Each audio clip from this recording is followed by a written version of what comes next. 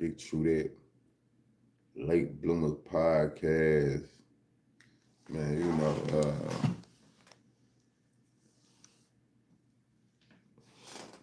number one underground podcast in the city, in my opinion.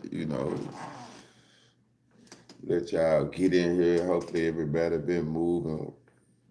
All right, you know what I'm saying? Been swell. We are inside the booth. Yes. Come in, hitting the like button. Come in, hitting that like button. I was gonna go live last night, but it's like I tell y'all, a nigga full of them slushies. What going on? Lady Love, get full of them little slushies. Man, that shit do it to me. Somehow. Look up, don't even know it. Yeah, don't even know it. How y'all doing though, Lady Love? What going on? Appreciate it, Bloomer. Appreciate it, Bloomer. It's been a busy work week. Let me start this out, man. Listen. Remember, I'm the type of person, like I remember we doing some little training at the workout, right? What it do, Elwood? E-Money, what going on? We had some little training going on, right? So me, I ain't gonna get into the logistics of the job, but you know what I'm saying? We doing some training. And a nigga gonna bust out and I'm thinking he talking to the crowd, but he really talking to me. Man, you always doing it. You always asking questions. My nigga gonna tell me I'm always asking questions in a meeting. I'm like, in the rest, this nigga talking to me. Man, flip. I'm gonna fuck around and really flip in the meeting. Matter of fact, man, don't nobody say nothing to me about no motherfucker. If I'm talking about work, man, don't nobody say nothing to me no more. The nerve of these niggas, man. Even at the workplace, man, you got to practice patience. Patience. Like my boy Jimmy. Jimmy got sold. But top of the morning, man, y'all coming to bed and hitting that like button, man. I still got a little more of the slush left too. It ain't,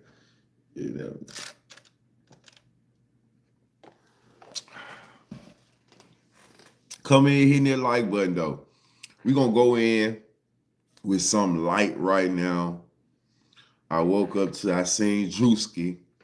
Druski taking a lot of fire, man. He taking a lot of fire for really, in my opinion, being Druski.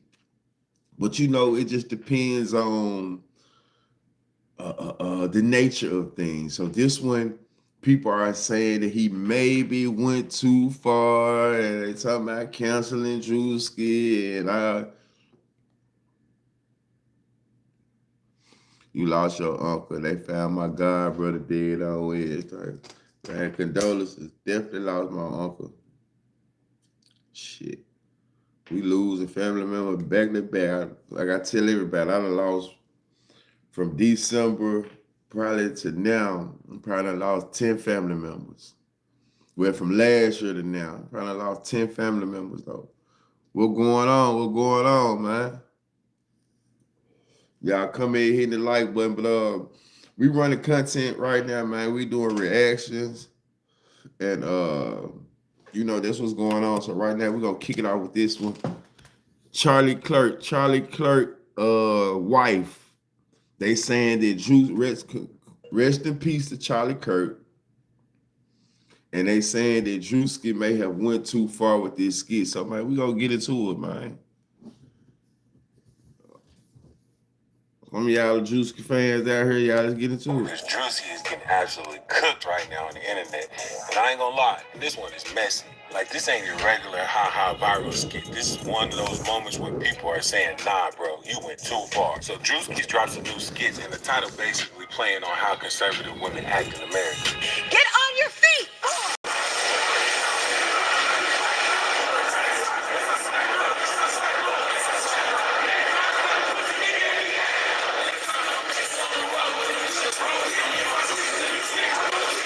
War is raging in Iran. We're praying for all the soldiers and troops. That's great that you're praying, but Miss Muffin, what's going on? When the USA hit the towers. It broke my heart. That is the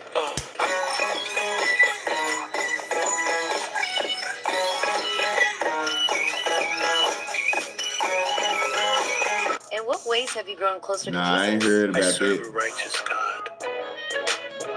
And that is why we say our prayers. We are all his I ain't gonna lie though. Druski cool. But when I say children, I mean I feel like he went too blessed far Trinity, just which with is being a why whole the Bible. woman. Like, this shit too Sweet much. cream foam chai ice matcha. You know what I just thought about? And Bella will have all. You know what I just thought about? Now, Druski probably been doing this shit now.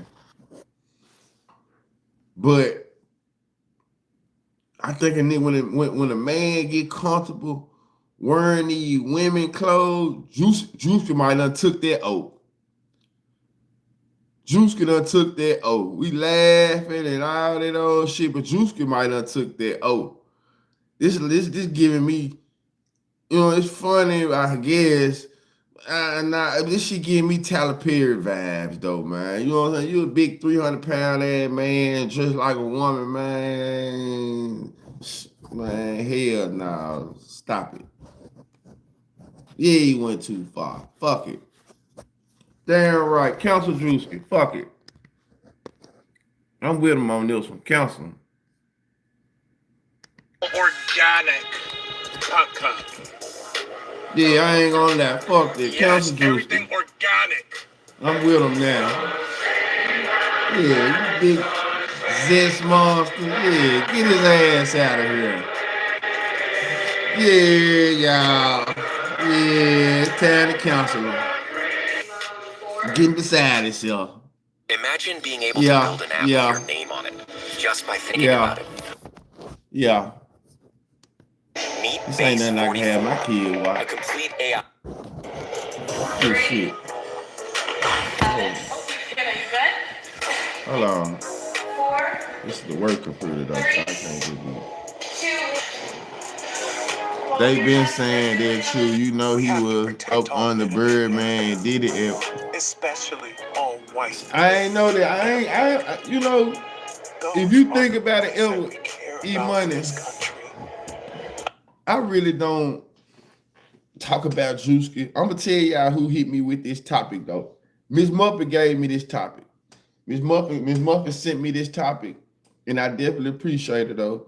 You know, I have a couple bloomers. They be, you know, they search the web. Lady Love, she sent me topics and shit like that. She said, but Miss Muffin sent this topic my way about Druski. I'm not really know, you know what I'm saying? He's straight. But me, I'm gonna be honest, man. A lot of shit just ain't my sense of humor. You know what I'm saying? Like, and it's like the older I get, just like even going back, I'm gonna be real. Now I was watching Life. And Life, one of my favorite movies. But the more I watch Life, the less I like Life now. You know what I'm saying? Because it's just like the shit I stand for. Like, I really, you know what I'm saying? I just don't fuck with Life like I used to. Like, the whole Bernie Mac, and I forgot dude name that played Juwanna Man. Like, when you think about it, we thought, you know, Bernie Mac used to say how Hollywood, woo-de-woo, he was one of the ones that kind of spoke out on Hollywood, how he always, or how people felt like Bernie Mac never compromised himself. But Bernie Mac was a whole zest monster in life. Like, he was ready to take a bullet for a motherfucker. You see what I'm saying?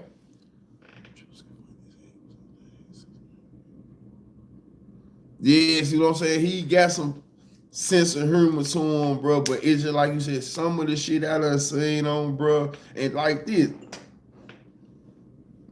And when I think, yeah, I fuck him. Fuck him. Yeah, get him out. Get him out. America is built on their backs. Yes. Because they are the ones. I really don't even want to watch it no more, though, y'all. Cool. Nothing crazy at first. We can go to this skit, though, you know what I'm saying, where they saying, hey,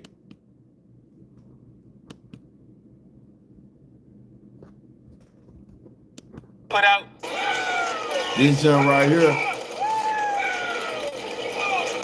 They said they didn't get upset about this one. Here's the owner. If you can't come in her, come on.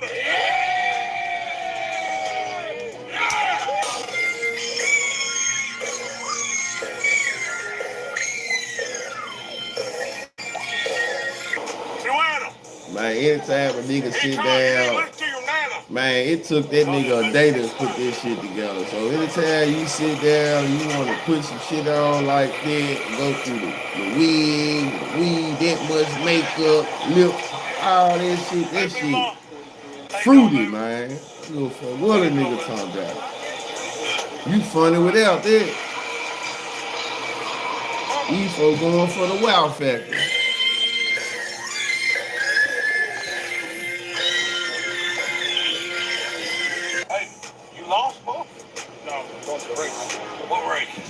Yeah, you going for the wow factor, man.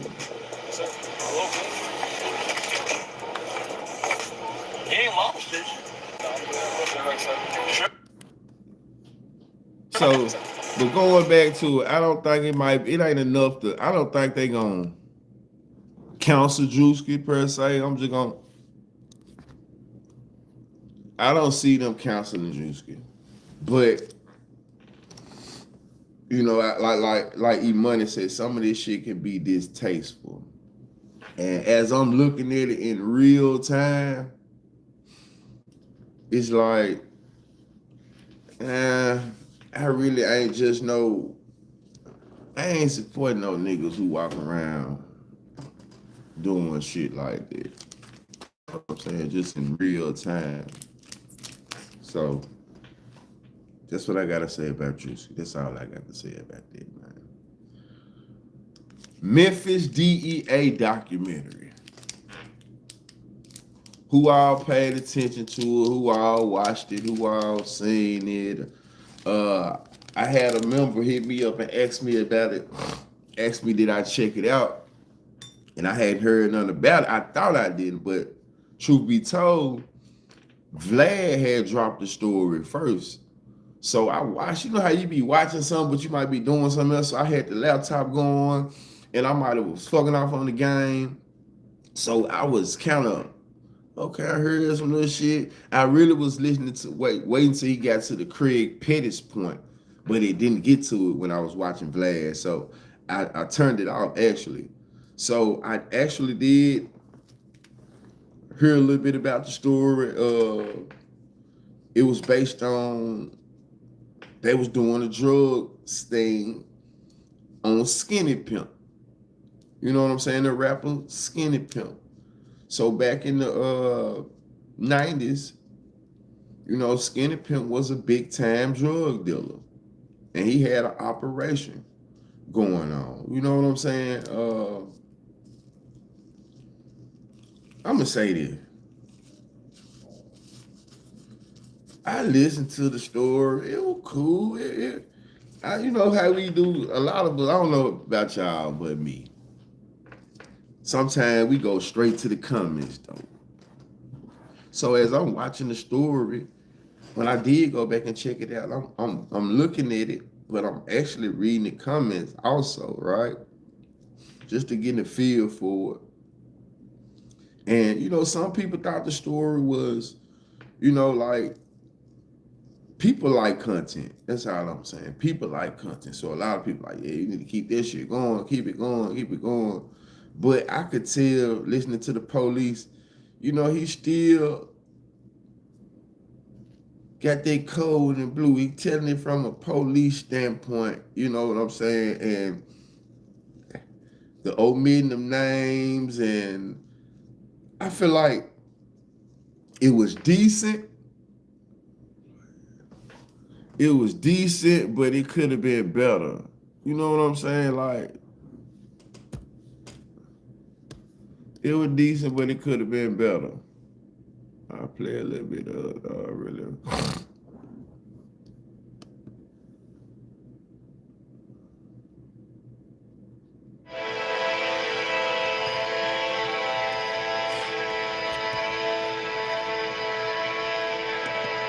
When an informant provides that kind of information of drug seizures, or particular money seizures, they are entitled to up to 25% of the seizure. Normally in DEA circles, we give 10% right out the hat. If 180, he's gonna get 18,000. If it's $500,000, he's gonna get 100,000. I mean, he could get more depending on if he's willing to testify. But a lot of times informants don't want to testify, so that means their value, what the percentage is, goes back down. But if they willing to stick their head out there, they can get up to 25%. He gets the money once the money is forfeited to the U.S. government. First thing that happens, I ain't see all this there. Pays the CI. Oh, okay. He gets paid before these other agencies get their money.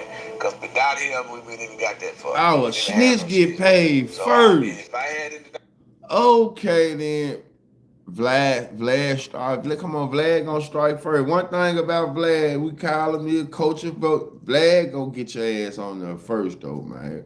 Vlad gonna, if he can, he gonna break the story, and he gonna let you. Yeah, I broke the story first. I covered it first. I did that. Thing to do with it, I want to make sure he got his money first. Crooks can catch crooks a lot easier than you can. Crooks know crooks. Bad guys know bad guys. They know what they're doing. Crooks can catch crooks. I did hear this man say that. I'm finna play it, but you know, I got to stop it. I got to talk. I got to pop it. I did hear this man say that more than 75% of the people who go to the feds end up telling. As they cooperate, money is greed. It may be a woman. It may be revenge. And most of the time is that they're working off a case. They got pressure. They don't want to go to jail and do this time. They always that saying in the street, why do 10 when you can do a friend? See, that shit started in Memphis. Why do 10 when you can tell a friend? Tell on a friend. Man, y'all hear that shit though? I remember that. So that lets you know motherfucker been telling it for so long. When I was a little boy, I don't even remember when that shit happened though, but I remember when that slogan came around though. I don't, you know what I'm saying? Don't quote me on the year, but I remember I was young. So the telling been in effect for so long that they even tried to commercialize it. Why do 10 when you can tell on a friend? If you ever heard that ever in your life, give me a thumbs up in the chat. Why do 10 when you can tell on a friend? The world. Believe that you're loyal to some of these criminals. They ain't loyal to you. They do just like you. You go to jail and you get in jail for a while, they won't even put a dime on your book. They're down in jail. There's a bunch of mad now because the people that they thought they're down in the jail and sitting there now mad because nobody came. The boys that they thought were their boys ain't done a thing for them. They came down, dropped their money in their book. They mad about that. Their girlfriend, they won't pick their calls no more. They won't take the phone call. They about tired of hearing from their jail. So, and this is stuff. Why do 10 when you can tell on a friend? If you heard that saying in your lifetime, give me a thumb up in the chat. Shout out to Mississippi Mayhem 55. Top of the morning, Lord.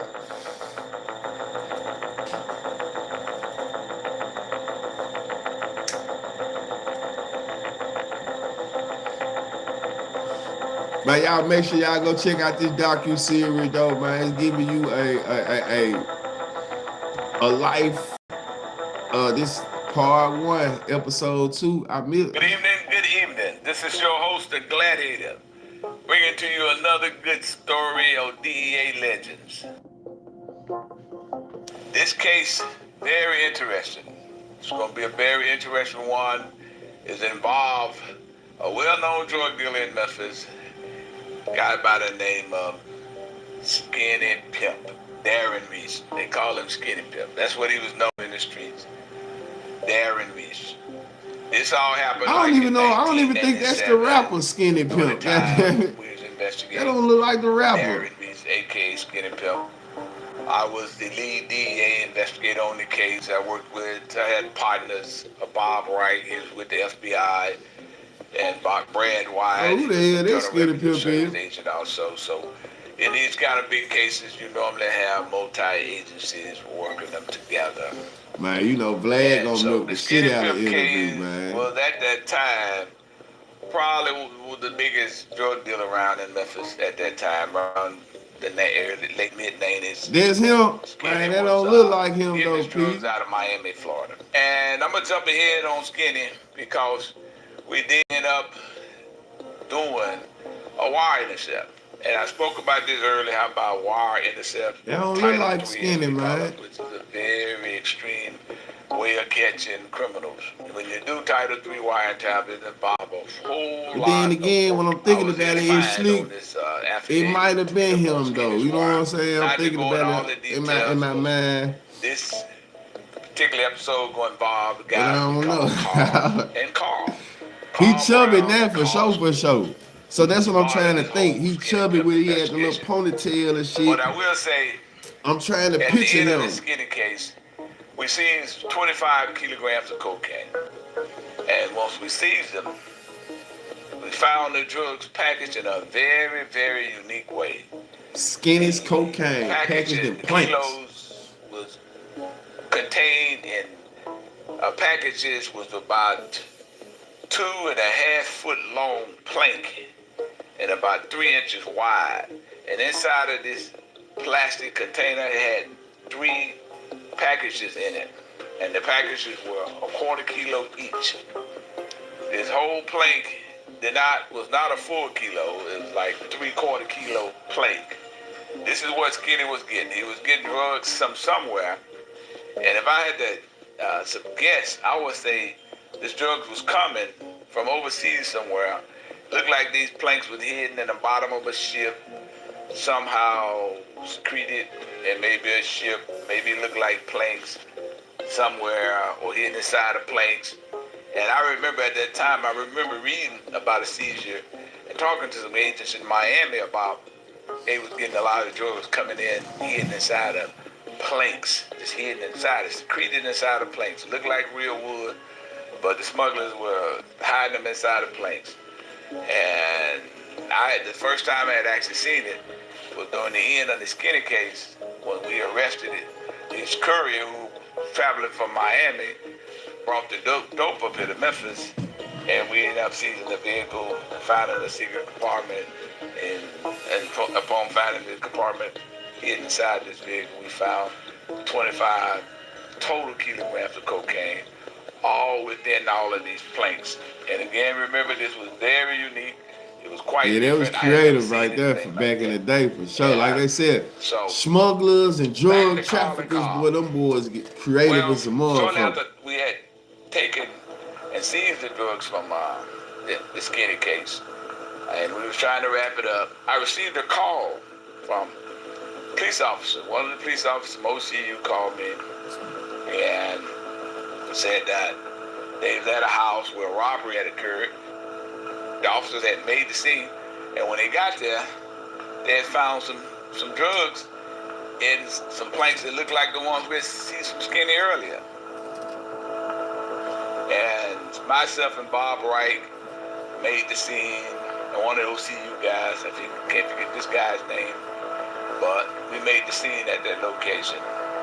And when we got there, you got police officers everywhere, you got crime scene people, You got that whole police setting with officers there investigating, got the area kind of roped off with crime scene tape, and I was told a robbery had tried to occur there, but the police had caught the robbers. And I remember walking up the driveway, and I looked in the backseat of a squad car. I see a black guy handcuffed in one squad car, and another squad car, there was another black guy handcuffed sitting in the backseat there. Someone pointed them out and said, man, these are the two robbers. I'm being curious. I want to know. What you talking about? Ain't nobody said the dude was talking was him. You talking about the picture that they showed. It was in a nice area. Everybody know the dude talking is the damn police officer. Yeah, it was in 96, 97. Robbers had, I was told robbers that came in on the house, and they got caught. One of the robbers, Carl Brown, got caught trying to come out the front door with this duffel bag, and the duffel bag was full of these same type of kilograms of cocaine packaged within these planks. And that just kind of alerted me, wanted me to know more. And then I was told what happened was about 3 or 4 young girls lived at this house, were home alone. And robbers kicked in the door, came in the door with ski masks, guns, and weapons, and they had dark clothing on, come into this house and tied the kids up who was downstairs watching TV. The robbers came in on them, and they searched the house, but what they didn't find another older female. I think she was about 16 years old. She happened to be on the phone when she heard all the ruckus downstairs, all the commotion downstairs. She was on the cordless phone. She got hid in the closet, got on the phone, called the police, 911 police. This is what's happening. We're getting robbed. I guess that's what she told her. But she called the police, unbeknownst to the robbers, who was in the house tying up the other 3 young ladies, and maybe they was all underage kids in the house at the time. There was no grown up there. And the closest thing was that 16-year-old young lady who was actually in high school at the time. Unbeknownst to the robbers, they didn't know she was there. The police made the scene, got to the scene quite quick, while the robbers were still inside searching for something. And obviously one of the robbers had went up in the attic and found a duffel bag full of these very same cocaine, the same cocaine that I mentioned previously. And the other robber was searching around the house, I guess. And further investigation, I want to know whose house that was. Come find out the house belonged to a Karen White. A Karen White. So, next question. Why would Karen White have this amount of cocaine there? I think it was like maybe, I must say, 8 to 10 kilos of cocaine was there in that duffel bag.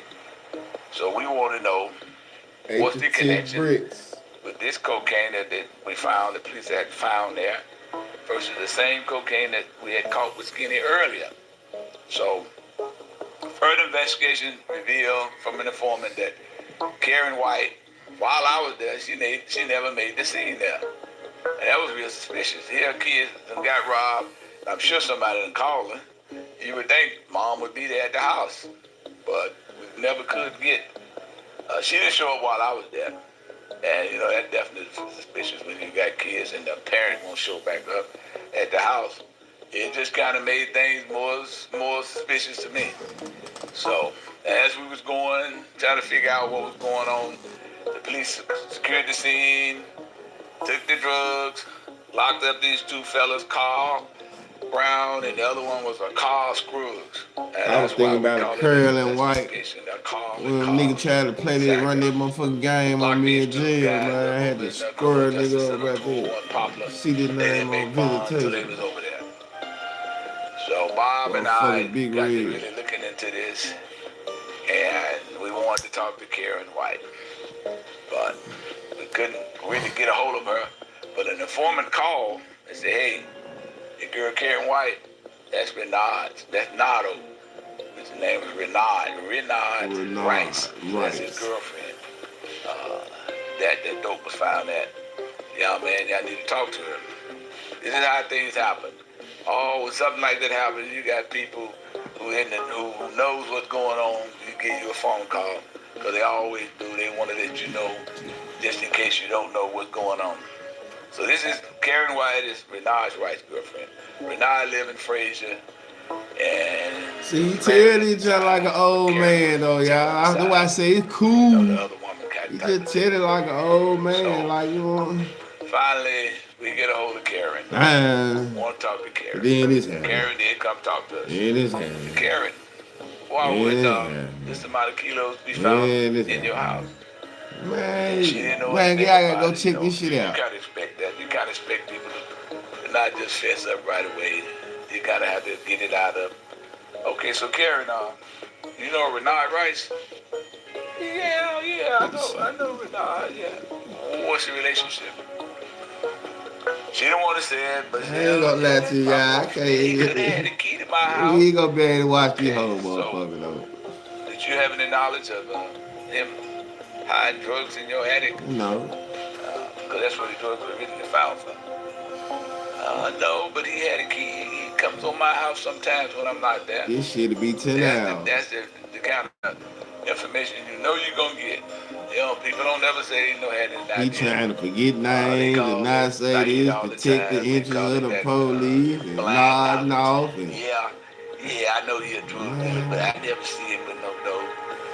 I know what he's doing, but he ain't never seen Carl Brown. Yeah. Okay, well. Top of the morning, G. He paying your bills, he paying your rent, he buying your car, he getting your house, he's doing all this stuff. He said he was in the Fed. What you think about that documentary, man? That docu. No, I ain't never seen the Fed He do all that for me, yeah.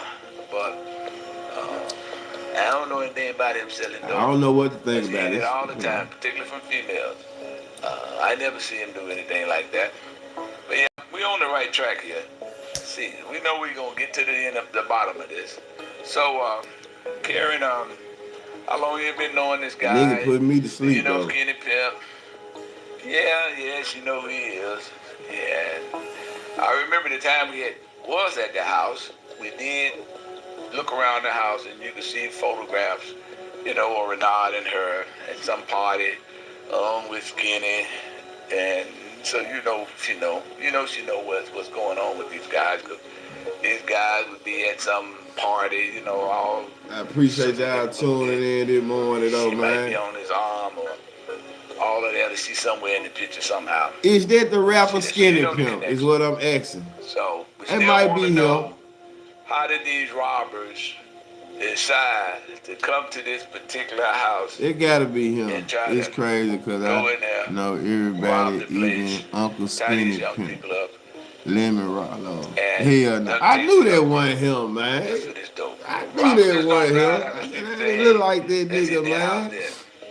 That's why a lot of times you have to be careful about who knows your information. I knew that wasn't bro, man. You out of town, or you leave in town, you get on Facebook, all that social media, so you posted in Miami at your house. You just can't do that. And that social media thing went out there. I know Skinny Pimp been getting all type of Skinny. And you were doing it like that? You don't know who you're talking to. Nah, that wasn't me. Karen didn't really tell us any information at that point in time.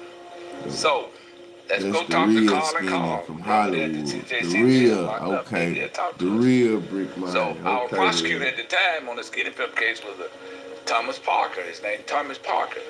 He was the prosecutor. Tommy was a young guy at the time and aggressive. Rick Ross, a real motherfucker, nice. He was interested in the case. And that's the thing about prosecutors. Sometimes you work with some good ones. They're cold when they come with the same name like this. But Tommy was damn, bro, you beat them man. Holy shit. He's a federal judge here in Memphis in the Western District, Tennessee.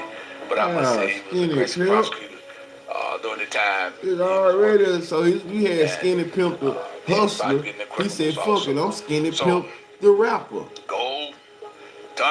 Tommy spoke with Carl, both their lawyers, and they agreed. Yeah, y'all go check this shit out though. I ain't gonna keep on watching though, man. If we did not, I ain't gonna lie, man. Charge them. But in order to talk to them, we had to bring the case federally. And since the case was tied with Skinny was a federal investigation. Skinny Pimp, the rapper, We really had looked the up to him authority from to the hustler bring the case side. up on the federal side. Okay, then. And that's what happened. We decided to charge those two guys federally for what they did at that house in Raleigh and brought them over and brought them over as cooperating. You did, you know, you had, I think 50 Cent got his name from wasn't somebody else named 50 Cent too? I could be wrong. Was Bernard Wright's girlfriend. Karen White has a sister named Yolanda Franklin, who Carl Brown would date, as he say. Yolanda. And you know, at the same time, in some people, man, that's the highest form of flattery. If I name myself after you, you know what I'm saying? They let you know that I really. And I think in the 50 Cent aspect, it was like the same thing. It was a real street figure, and you know what I'm saying, shit like that. So it's really supposed to mean flattery. You know, he was hiding in a girlfriend's house, unbeknownst to her. Fuck with you type shit. Some insulation laying in the floor. Want to know why somebody been in the attic. Flattery might be the wrong word to use, but it's some stacks of cocaine. But back to that subject. Real 50 Cent, exactly. And you don't hear that come up on 50 Cent top too much. You know what I just thought about?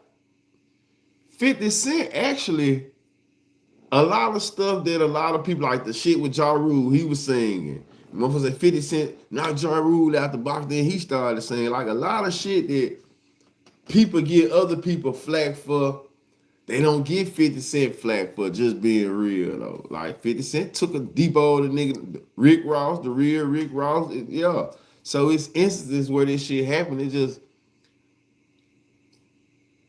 people choose to, rock with who they rock with, though. Drug dealer, they slick.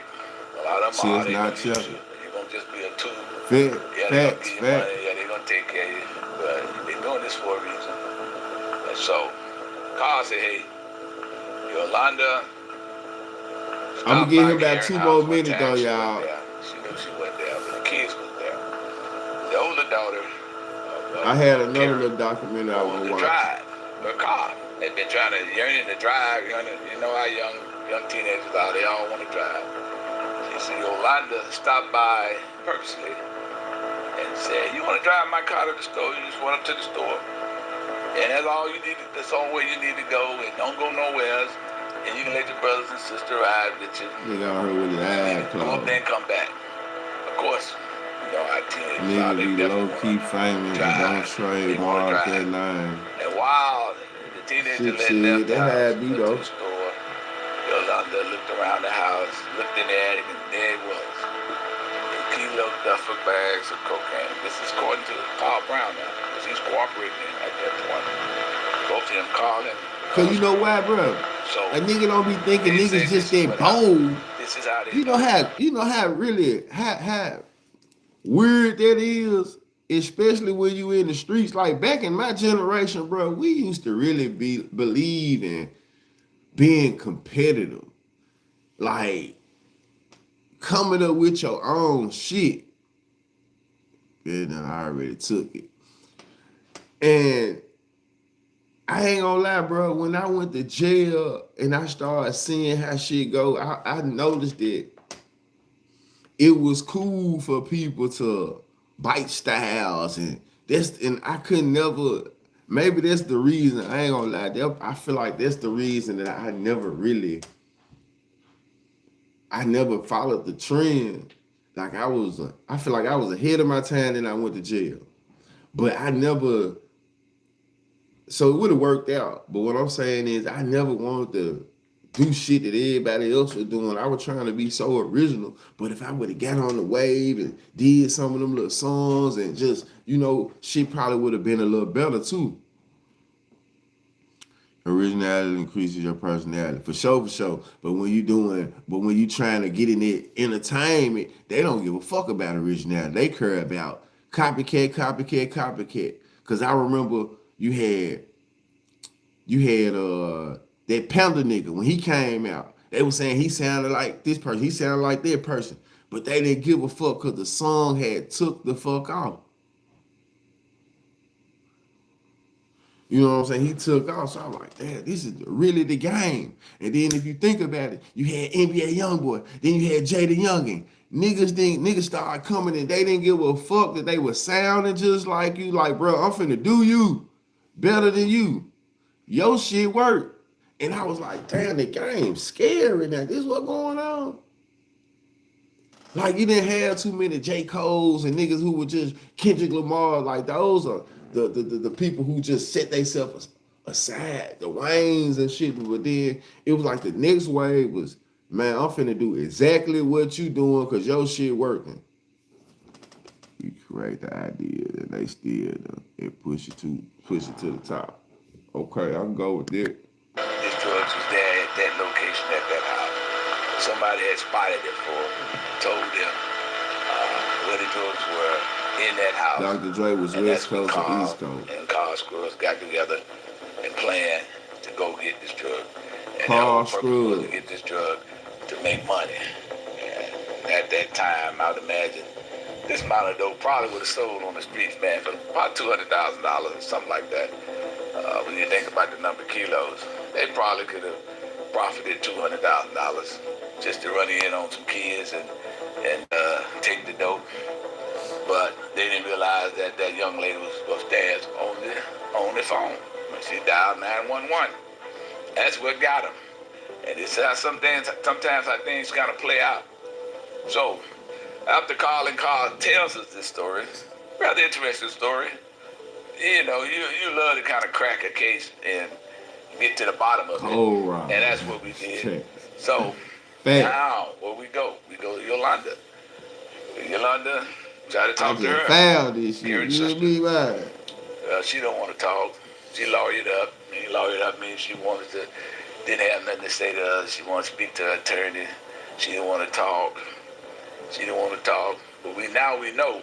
Hey. Yeah. What I did find out, which I had already heard, just to get caught on the same facts. What I did find out though, y'all, which we spoke on, that 5K. Anytime you got a 5K rule, it's all bad. It's all.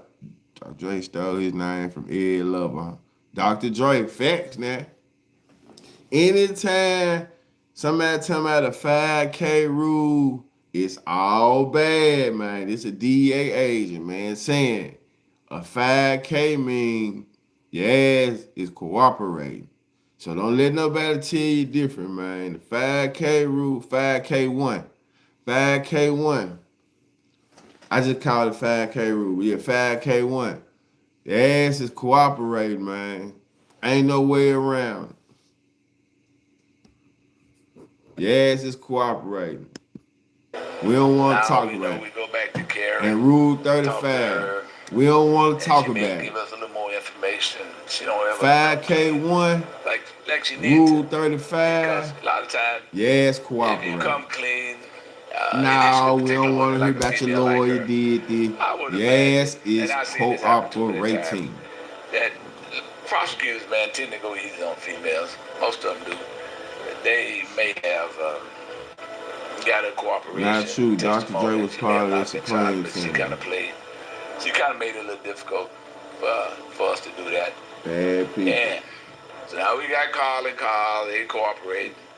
Carl cooperate. I mean, Yolanda's not. And he said over 75% cooperate in the Fed. Although she's involved in this whole conspiracy to get this cocaine. He said maybe higher. And so Tommy eventually charged her with aiding and abetting the possession of cocaine, which is a federal charge. Charge her, bring her in the federal system. Aiding and abetting. She decided to cooperate. And what really Cap, happened? Dr. Dre was part of the wrecking crew. Get it right, Eddie. For some strange Get it reason. right, E-Money. But both of them have a very, very, very get it right, E-Money. Bad criminal history, which is part of the sentencing guidelines. You got a bad criminal history. You got other felonies, 1 or 2 felonies. The minimum mandatory, man, may get you 30 years. Get it right, E-Money. Like but that's when they found out they had. Well, we tried to explain to them that with their cooperation, they wouldn't get, 5K1. and But Rule somehow, I don't 35, know what really you a happened, bad but they quit man. cooperating. But at the same time, the young lady, Yolanda, started cooperating. You a bad man. She had been charged. We went to trial on Carl and Carl. She testified against him. She told the judge what happened. I mean, it was, you can see the jury Man, y'all get them ran tears lights to her up. eyes because they They both prosecuting suck. this young lady for what she did. I guess she really was crazy about Carl. She told Carl, but yes, she was greedy too. She wanted to make that money, even though it was going to Hey, jeopardize. hold on. Brief intermission. My computer be loud, motherfucker. My fucking desktop, man. You turn them off. It'll just be loud.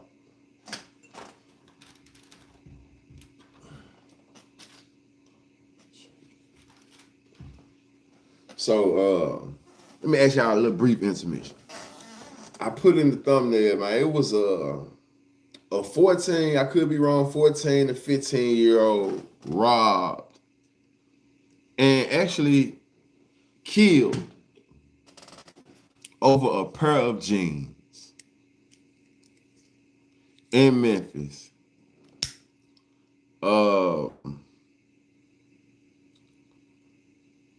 Damn, was you gonna cut off?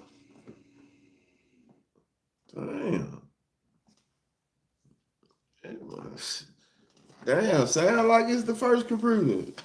The old jump from the 80s in this motherfucker. Damn, don't cut off. But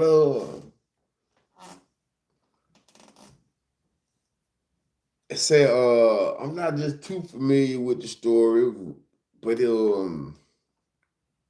some boys came over like they wanted to buy some jeans from them.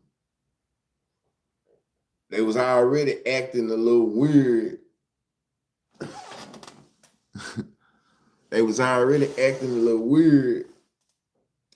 Showed them the jeans. The boy was like, "Give me my money." They ain't want to give him the money. One of the boys upped the gun on him and shot him.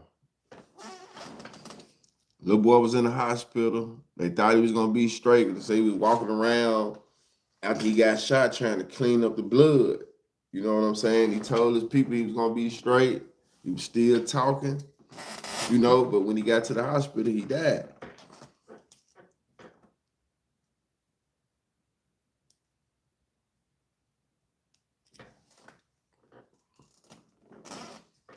It's just saying like, and this is just shit a couple of days after, the other incident happened. Then, it was an incident where it happened in South Memphis a few weeks ago where a 14-year-old was killed. It's like, damn, man. It's always done been, and it's the same people who rob the other kid. No. But I just said that to say it seemed like they just get more bold. We were doing shit back in the day, but to go in a nigga house as a teenager and you rob and shoot a man over some jeans, like this shit done got all the way out of control. Like for real, all over some jeans. These folk got to bury their son over some jeans and your ass locked up behind this over some jeans, man. We gotta do better, man. It's like, who raising these kids though?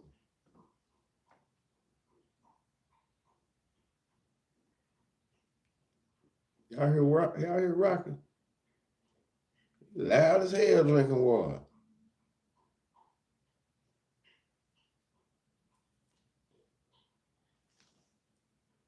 I heard you in there rocking.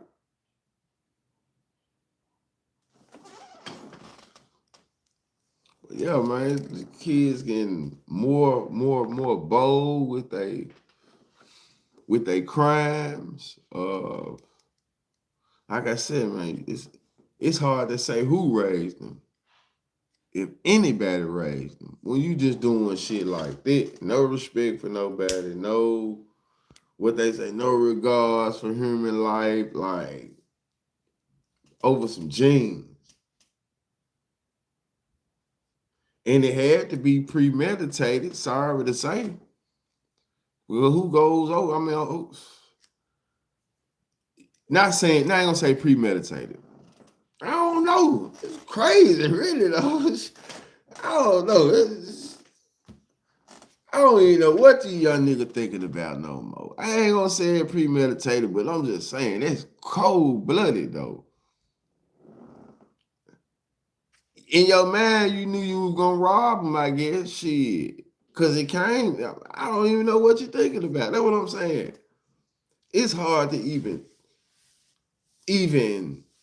what kind of jeans were these? These motherfuckers better not been no goddamn Village Mart jeans. What kind of jeans? What, Valabasses? You done killed a nigga over some $100 jeans?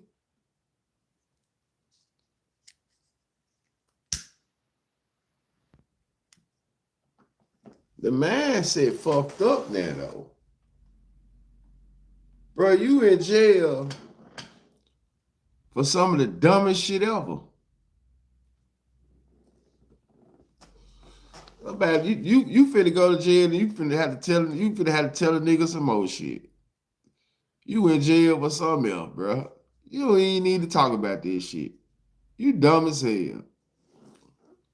We just gotta start getting it to these young niggas just like that, man. When y'all do dumb ass shit, gotta stop passing. That shit dumb. Somebody dead, somebody in trouble over some goddamn jeans. I just wanted to say that though, man. This shit crazy. This shit crazy. This shit crazy. This shit crazy. There's so much other stuff out here to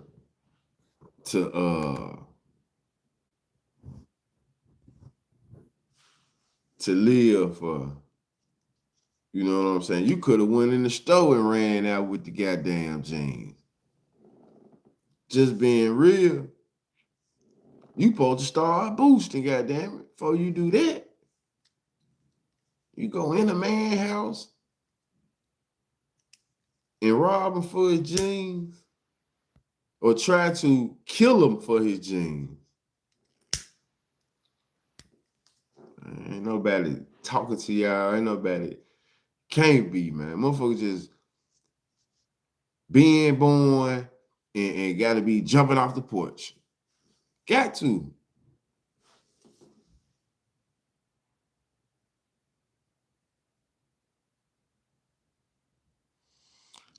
I promise you, I'm going to run it by you a little later since you on the topic doing anything. She just said, that shit, they're crazy, bro. Like, I'm sitting there listening to that. When I heard about that shit over some jeans, then I said that the 7-year-old or 14-year-old was killed. You know, with some shit going on with kids in the city, though. Like, we really got 14 and 15-year-olds out here, 13-year-olds. I thought they were bullshitting at first.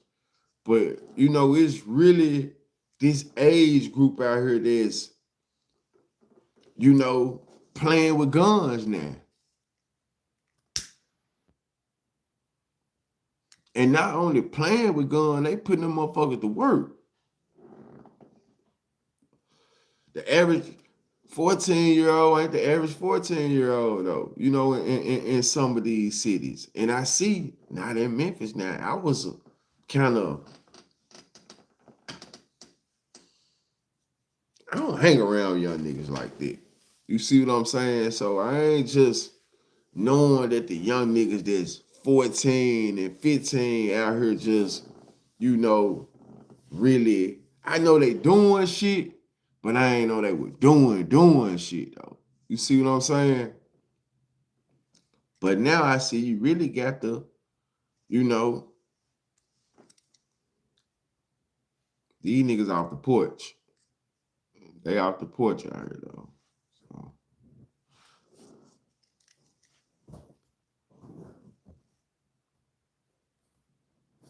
Oh, question.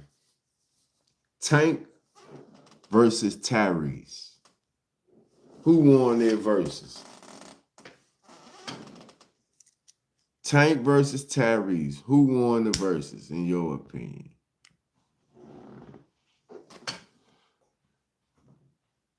I had fucked around and Rocket cutting up in there, man. Soon as I go in there, he'll stop doing what he doing. He probably in there chasing the bone, or I said chasing the bone, eating the bone, or playing with the little rubber tie, chewing on that motherfucker.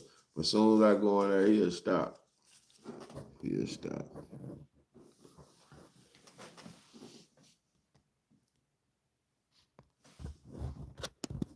Her sister's family. She confessed. Well, y'all go check this story out though. I'm finna, in turn, with her testimony and with the drugs, it ended up convicting Carl Brown and Carl Scruggs for the 10%. Let me go to the other little story I wanted to watch out. I haven't seen it or heard of that battle. Yeah, they did the verses. If you just had to think, just knowing Tank and knowing Tyrese, who would you think won? Just with your expertise, who do you think won?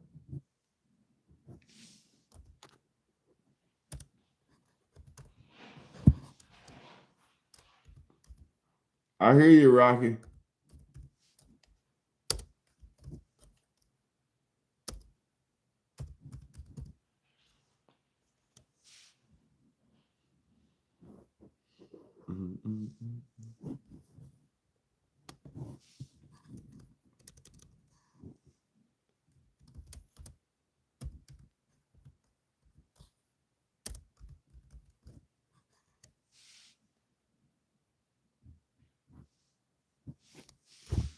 Tank.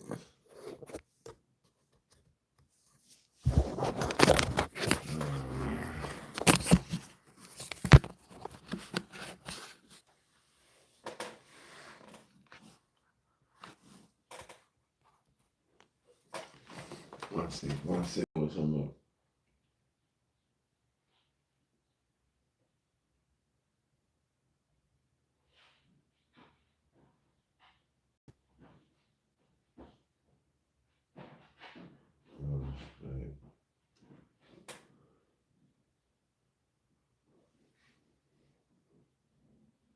Damn, man. Florida State.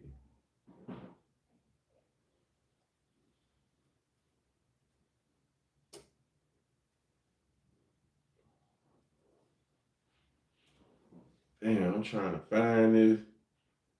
I don't even know if I can find it, motherfucker. It was this case I seen happen in Florida State where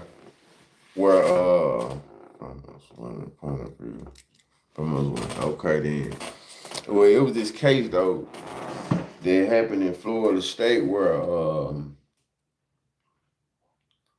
this dude basically followed some white girls. This black dude, he's 26. I just realized you have Pac and Biggie on your wow. Oh yeah, for sure.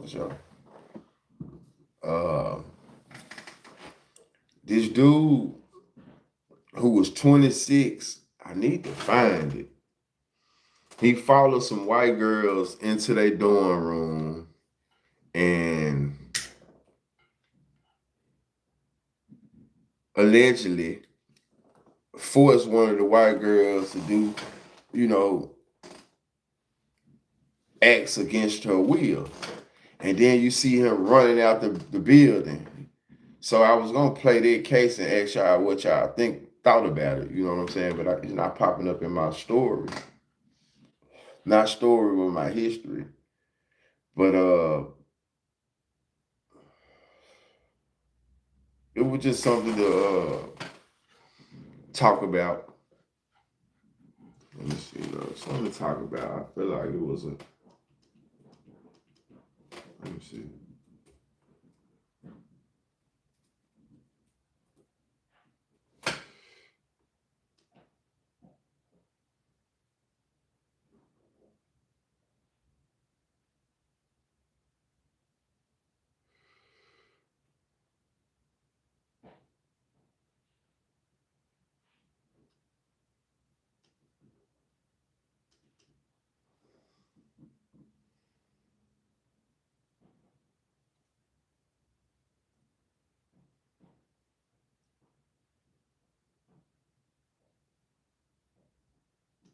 History.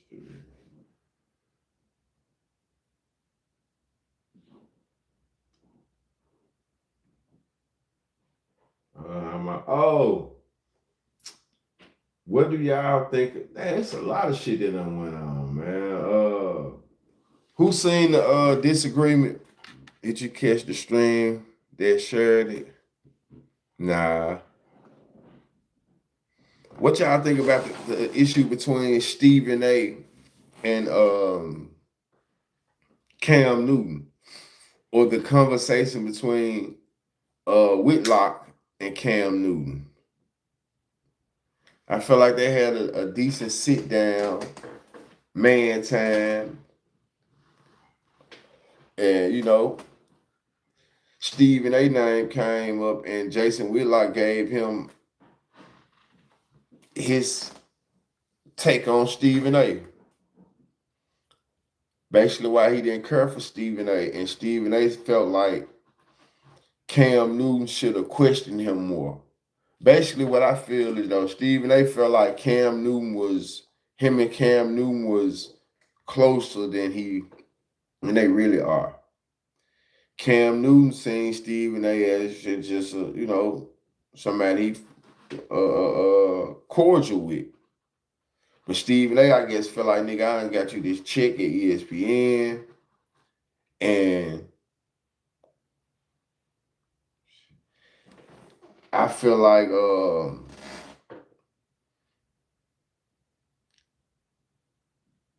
I understand, Cam Newton is a free-spirited person. He want to say what he want to say. But in that instance, I'm going to say this. When you do unbiased journalism, I feel like the proper thing was you were supposed to question Mr. Whitlock. Like, why this, why that? Instead of just letting him, he this, he that, and you never have no pushback. So that's where I can see where Stephen A. Find it a little distasteful. Like, damn, you just gonna let him say everything about me and never say nothing? So I understand Cam wanting to be a person that, hey, straddle that fence, test those waters. But I think he should have at least been as though you being on Sports Center now, on there with Stephen A. I think you should have not stuck up for him, but just did a better job at, hey, why you feel like this, or why this, or why that, instead of just letting it be just one-sided and you listening and okay. So I feel like he could have done that, though. That's for sure.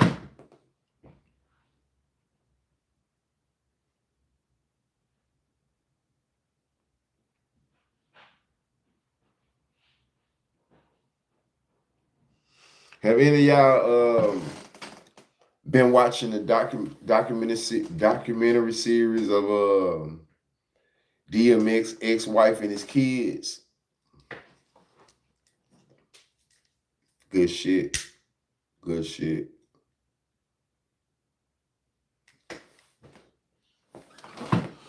Good shit, I must say.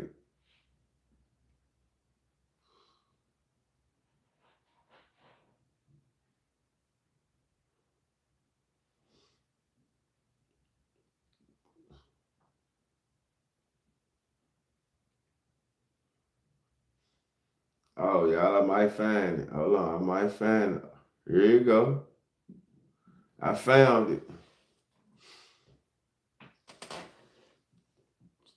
So they got the bond hearing, or we're gonna watch when he got locked up. Okay, it's called FSU Dorm Predator thinks he can manipulate and trick the detectives. Megan's cut. People need to learn journalism before they practice it. Have you seen his wife say, did he have multiple personalities? Yeah, like basically, DMX was fucked up from the start. DMX started smoking crack as a teenager. So DMX was fucked up from the start, and you could tell his oldest son was affected the more. He was like the protector though. He felt like if his dad hit his mama, he was gonna have to deal with him. A motherfucker that talks about people for a living can't feel some type of way when someone talk about them. That's a bit oxymoron. Now I feel that, but that's just like if I bring you on my podcast, if I give you a boost, you on this nigga, I put a check. I just gave you a check. So it ain't even about that. It's about shit, nigga, just having some kickback. You just letting the nigga say everything about me without that ain't I feel him. I'ma let her, that's just like prime example. Me and Stan G don't get along. But when that female came on her, they had they little back and forth, I said, bro, I ain't gonna let you just say anything about bro. I ain't gonna let you just say anything. It's a difference. Because whatever was going on, you played a part in it. You see what I'm saying? So it's a way you do shit though, bro. So I ain't gonna just let a motherfucker come on here and just bash. Like I told her buku time. Nah, you love that man. Ooh, this and that. So I don't agree with that though, El. Respectfully though. Respectfully, P. It's the way you do everything.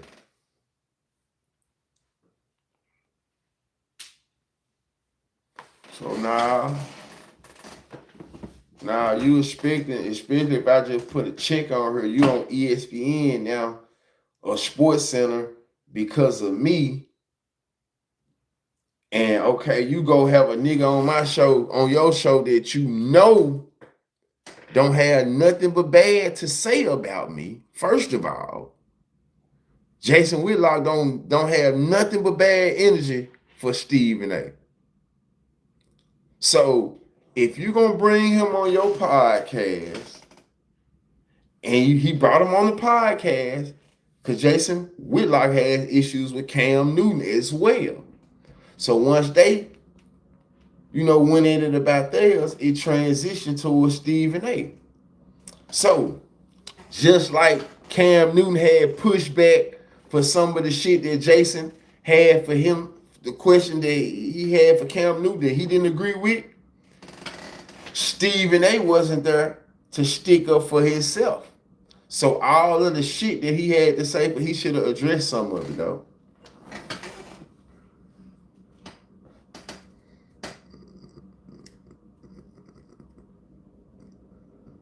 So all of that shit is, if a man ain't there to stick up for himself and you hearing his point of view, I feel like you should at least address some of the shit that he said, well, why this or why that? Just in my opinion. Because when he came at you with the reasons that he feel like you were falling short, you had some pushback for him. So that's all. So if Stephen A would have put a check in my pocket and I'm doing content with him now, because Jason Whitlock said, hey, I really don't want to woo-woo because I know you and Stephen A, I'm going to just let you hear something. I'm going to just let you hear one thing, bro. And this is where I go back to rubbing your niggas the wrong way. It could be so easily done and we could be feeling so right and we be so wrong. But it goes back to me saying maybe, just maybe, Cam didn't fuck with Steve and they had Steve and they thought Cam fucked with him. You know? And that's what we get, that's what we sometimes can play ourselves. Thinking people fuck with us more than they actually do.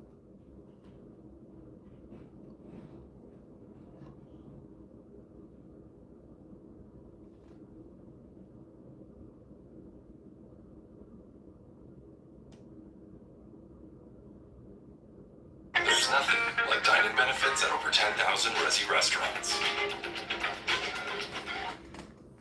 Get the new Samsung Galaxy S26 Ultra for $0. No trade-in needed. Petitions and have them spend it. I'm going to say this. He did that, but it was how he even addressed it. When Jason Whitlock said, I know that you and Stephen A work together, y'all have a, hold on, let me find it. On a university that this is based on uninformed, biblical takes on race, he's fraudulent.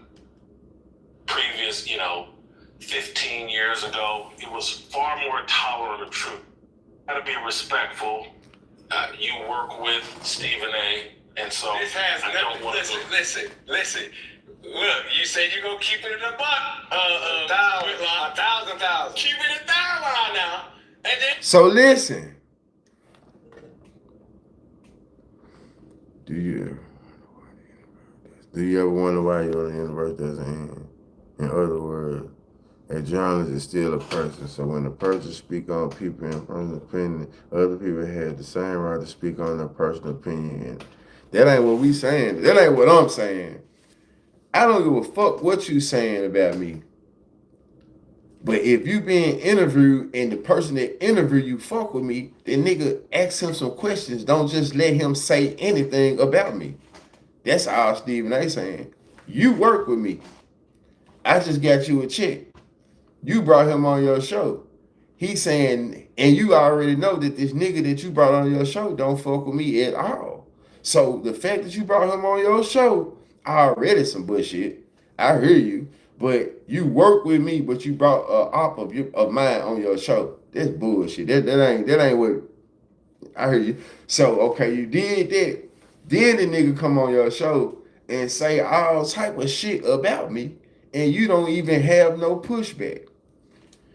Journalism, professionalism, we work colleagues. So first of all, that ain't showing me that you even honor us being work colleagues. Nigga, you Rambo. You'll go do some vigilante shit. That's why we finna bring Shannon Sharp back. Maybe that's why Cam done it. Man, they finna bring Shannon back. Fuck it. I'm finna go out with a bang. So, but listen to Jason Whitlock. Everything I'm saying is for entertainment purposes too now.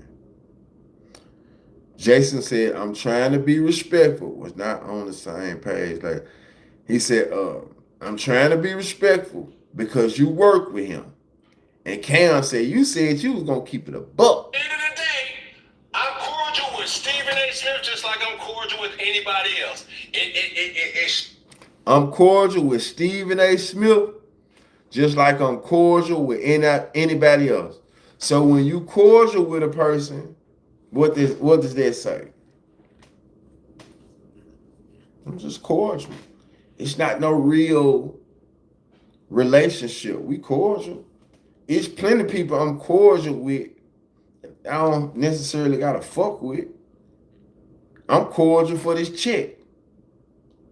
So right there, me, if one of my quote unquote niggas I would have thought I'm cool with would have said I'm cordial, I would have felt like, you saying it just to get the nigga to say some bull. You fueling the bullshit. You just cordial with me. I'm cordial with Stephen A. just like I'm cordial with anybody else. Okay.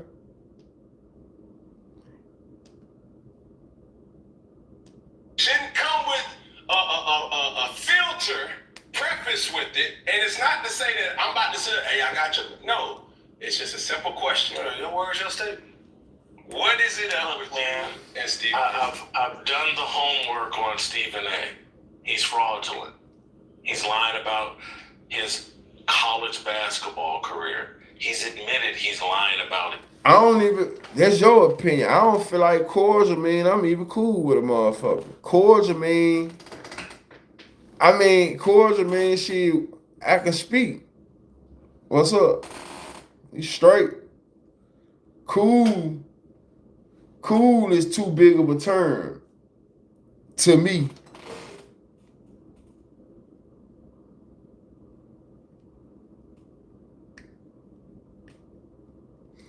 Cool is a big, he cool.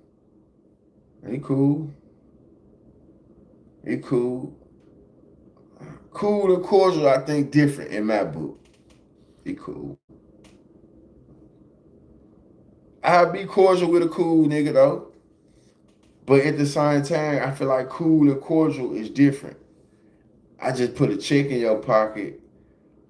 But often sometimes people do mix business with friendship and you know, excuse me, Steve, they might have looked at that wrong. And hey. His college basketball career. If I sat in the media space for 20 years telling everybody I played for big house games, and but then again, let me ask you this: why does Jason Whitlock? Why does that bother you? If Stephen A. say he went to play college basketball and played this and played that, or why does that really bother you to the point of where you so fixated on it?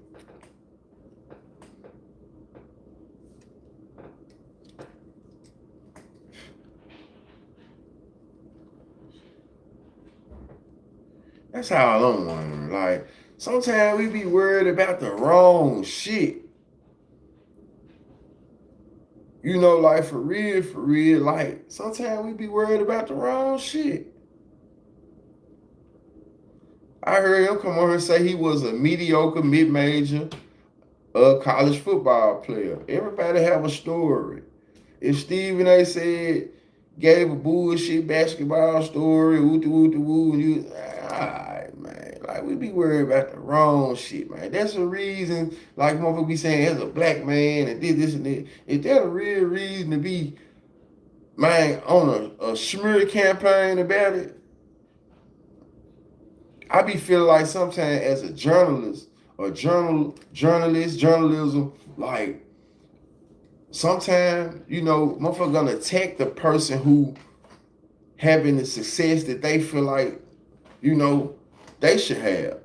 He been doing this for X amount of years. Woo, and here goes Stephen A. Somebody he feel like unathletic, untalented, woo, done lied this way, and well, he getting all the riches. He getting 30 million a year. And sometimes I feel like that could fruit a lot of shit too, though. Because when I'm really sitting here listening to it, for a nigga to be this educated, to have this much knowledge, something like that, something so insignificant, shouldn't bother you. Not to the fact that you on these platforms and you really attacking a nigga, and it shouldn't bother you like that.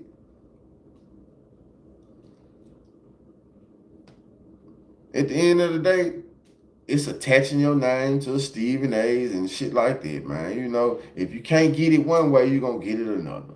That's how I look at it. I got a full ride scholarship after knocking down 17 straight three-pointers in a scrimmage on a Sunday when they played a game on Saturday and they hosted a scrimmage on Sunday, and I knocked down 17 straight three-pointers, and they gave me a scholarship on the spot. Anybody familiar with HBCUs? Anybody familiar with Winston-Salem State? Sound like hate to me. Money Oh, Winston-Salem State has and had back then. They're not giving out scholarships on the spot to anybody. Right. If he wanted to put some cap on his basketball shit, bro, let a nigga do it. How many people put 100 on 10, make they shit sound better? It's like it's just some old bitter man shit though. Hating ass. And he runs around with these former teammates. There's some dude named Gary Stevens that if you go back and look at the newspaper articles like I did, Gary Stevens back looking at shit like this. The Gary Stevens that Stephen A runs around with is some 5'9" midget who played basketball up in New York for some. You doing all this shit to prove him wrong. They're running around taking flights and posting Instagram photos. Yeah, we're Winston-Salem State teammates. It's all of them. Maybe that's why I won't succeed at certain shit. Because certain things I don't even care about. I might talk about some shit for a minute, y'all, but man, I'm not doing all this shit. I got so much other stuff going on to where, man, I don't have time to be involving myself in nobody's personal life like that. Trying to fact check what no motherfucker saying and looking this up and looking that up and looking. Man, I can't do it. I can't do it. To each his own, but I'm just saying, I can't do it. These two been enemies for years, and it's like I said, it just, why?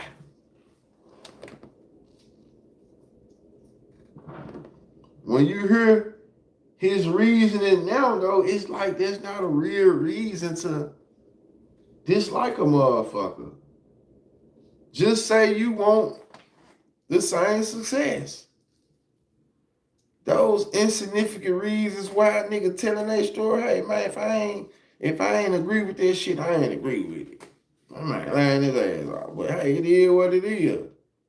It ain't nothing for me to be, you know what I'm saying, really going out my way discrediting.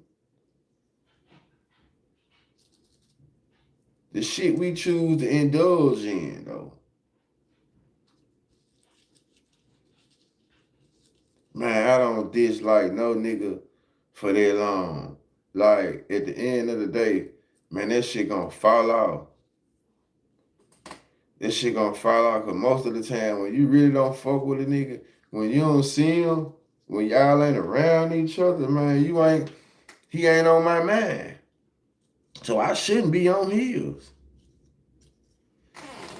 At the same time, right, my point is, when shit Stephen A talk about nigga, why he so offended hearing something from a rival about he ain't offended about the rival. You missing the whole point. He offended by Cam Newton not checking the rival, not questioning him because he ain't there to defend himself.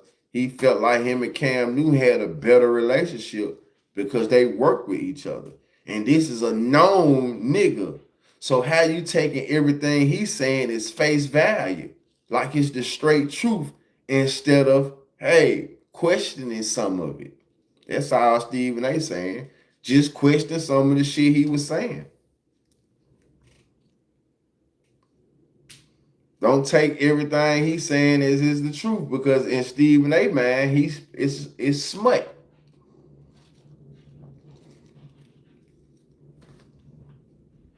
He wasn't saying he couldn't talk about him. He didn't say he opposed bro even having him on there. He just saying she'd do a better job. Don't get it sensitive about him telling a lie about you telling a lie about something you did 40 years ago.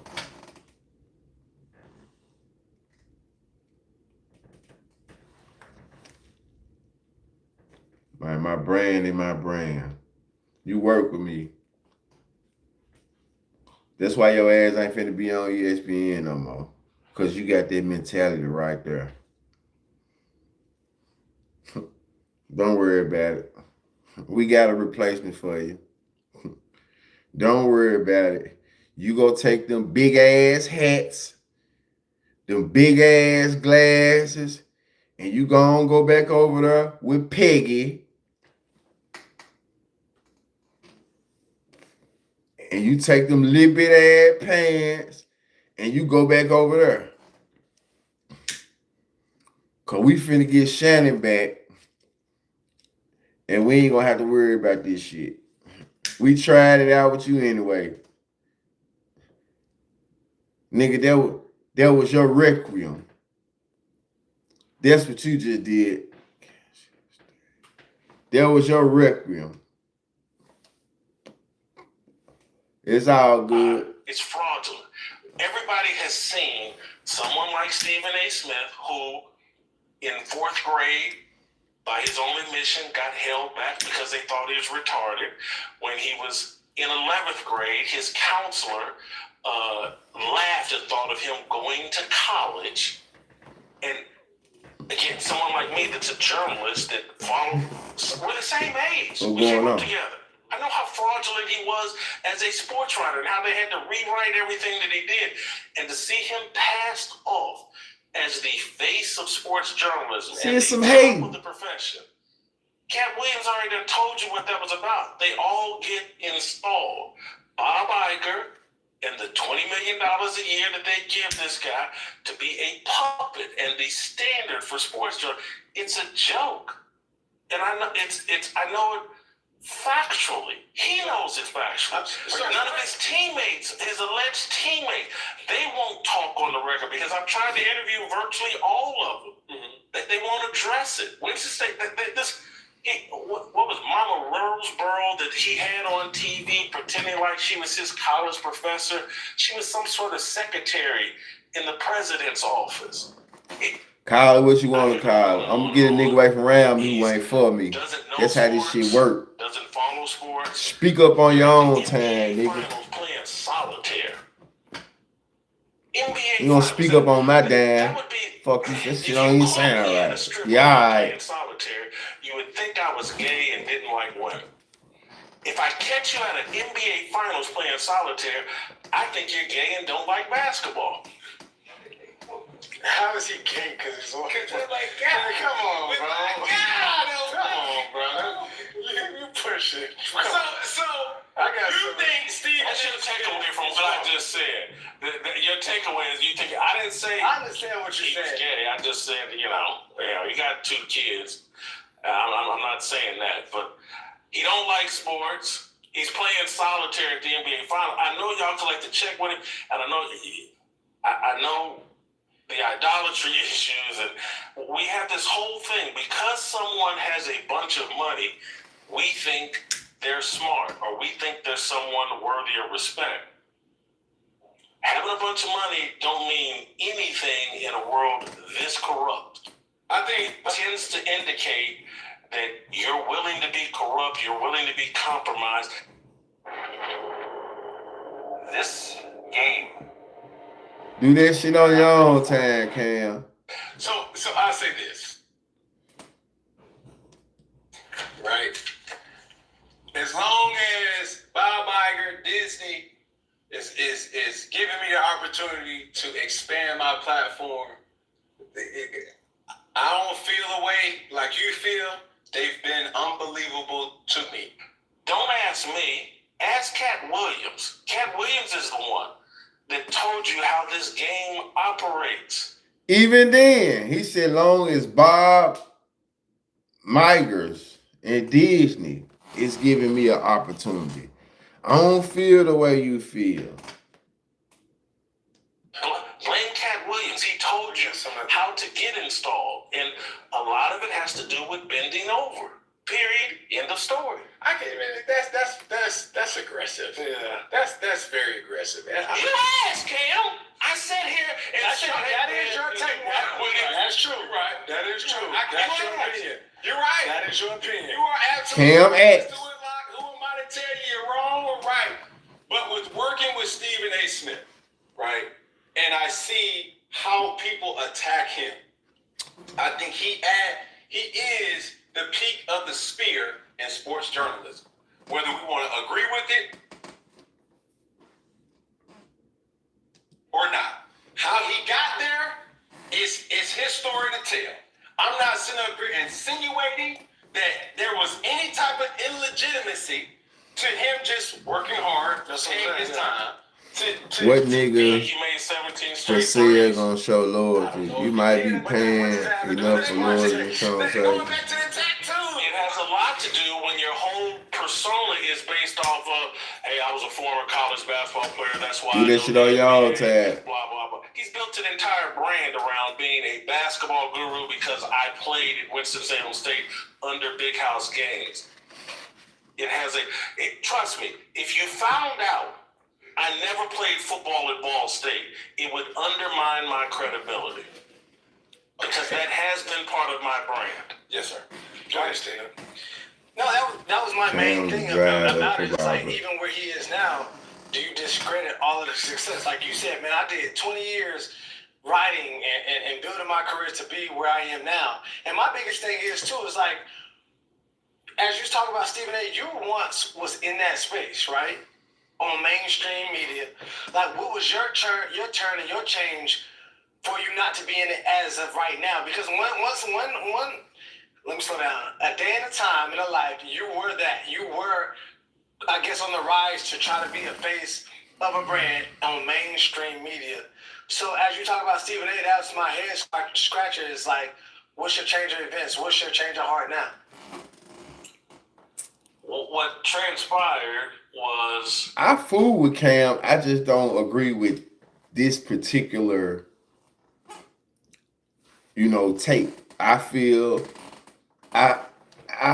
both perspectives. I understand that Cam is his own man. He got his own platform, but you also work with this man on this platform, and he's one of the reasons that you work on this platform. So if you're going to have someone on your platform that has a deep disdain for him, all Stephen A. was saying, just, I'm not there to challenge him. He there, y'all speaking about me. Ask more questions. Don't just let him say this, say this, say this, say that. I feel like it was an appropriate response.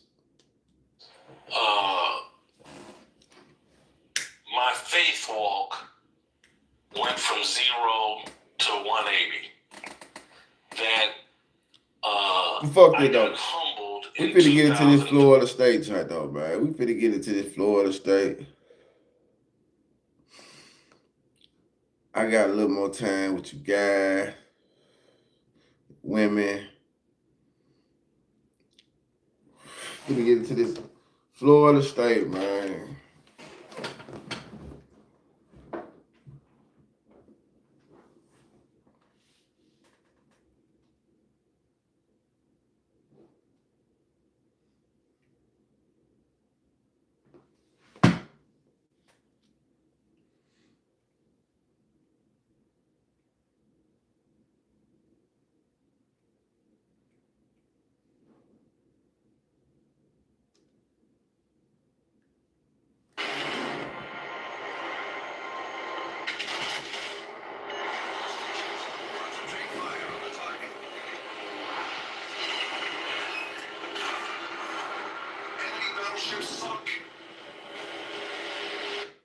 Food restaurant. Before he committed the crime he is about to commit, Treon had multiple interactions with the justice system. And mostly, he got out of charges without any serious consequences. A slap on the wrist at most. But let's go back to the moment we froze the video. Here he is, Treon, the predator, on the hunt for a college girl victim. He is wearing a sweatshirt of the college where this is happening, Florida State University, the Seminoles. He seems well practiced. He seems to know what he's doing. He pretends to be one of them, a student, getting back to the dorms after a night out. He sneaks behind the girls and gains entry into the secured dorm building. And eventually, he finds a way to trick one of the girls to go with him to the stairwell, where he commits the crime and runs off. You can imagine how traumatic this was for the victim. She was a freshman, still a child, only 17, when she was attacked by Treon. She was only about 5 days into her new life as a college student. She was smart, a love daughter, whose parents likely debated whether she was ready to be off in college all alone, but who eventually said yes, assuming that she would be safe living on campus in a dormitory. This is part 1 of the 3-part series. In this video, we will show you the security camera footage and the interrogation video. Here we go.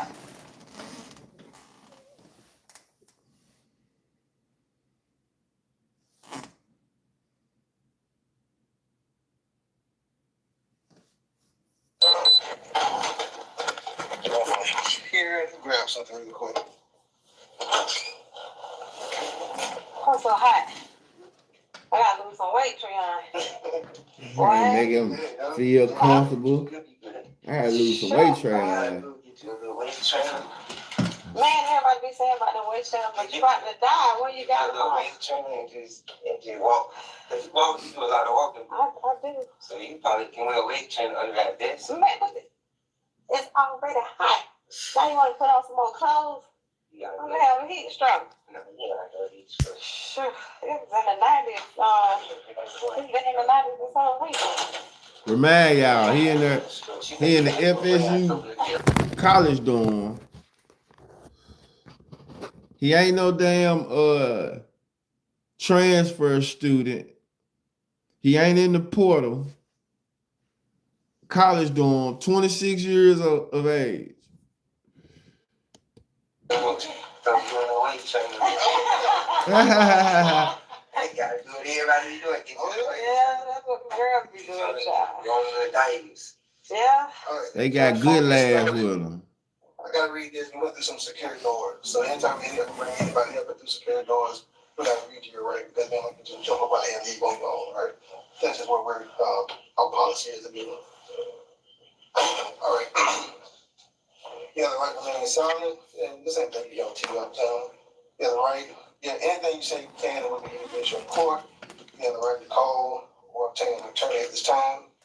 And have one present now or at any time during questioning.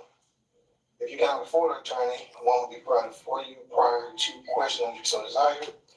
If you decide to answer any question at this time, you have the right to stop answering at any time during questioning.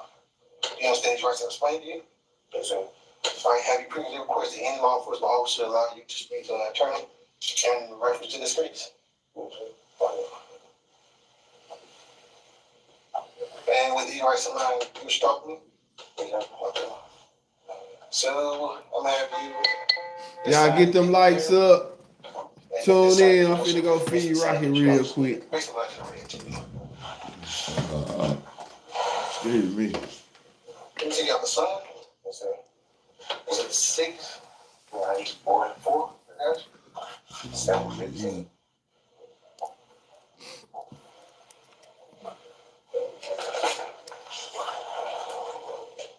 He lived locally. He's going to punch you. Got kids. Leave him alone. Let him be a I tell him all the time, when you think he tough and stuff, I said, I'm gonna give you some shoulder pads. Take you outside. You said he in Quincy? Yeah, Quincy. What about in Quincy? What? I don't know too much. It's like, it's way in the woods. Going to a Chattahoochee. Chattahoochee? Yeah. Okay. I told my baby mom, I said, she hate when I say that, but like my child mother, she like when I say that. I don't think no woman would want to be a baby mom. But she be like, she was going, I told her, I say, why you moving out here? So she used to say, like, and telling herself something like that, just that's probably her. Getting them comfortable. Yeah, groom them. They groom them. You stay in Quincy? You stay in Tallahassee? I stay in Tallahassee. I got you. You damn fool. No, sir. I got you. He did a dumbass crime anyway, so. Like, yeah, the house with you. I got you. You always been away? Never been to a club? Well, I've been to a club, but when I was young, like, I'm still young, but I got 26. But I got to a point where most people don't think I'm 26. I ain't got to a point where I just be at the house and just. Yeah, you trying to sound like you're 26. You talking like it, baby. But you out there doing something. Only time I used to go out here is when I used to come back. I went to Alcorn State. Oh, okay. That's cool. I got 2 rings for them. What? Okay. I went there and played there and transferred to Florida Tech in Melbourne. Yeah, okay. I had a 30 on the ACT. Well, you killing it. But the only reason I was in Florida Tech was because my defensive coordinator got the defensive, like he got the Well, my old coach got the job there, so I ended up going and stuff. So you went with Try to sound loud like you still in college and shit. Boy, your ass out here and my telling son, so I ended up going to Ever Waters. Okay, Jacksonville, yeah. Yeah. That's what I finished. You graduated? I finished it. Congratulations, man. You play ball then? I play ball. I got you. I didn't know Ever Waters got a team. Yeah, I always had two coaches. Well, they just went D1 double A. That's what's up. But they won, not D1 double A, I'm tripping, Division 2.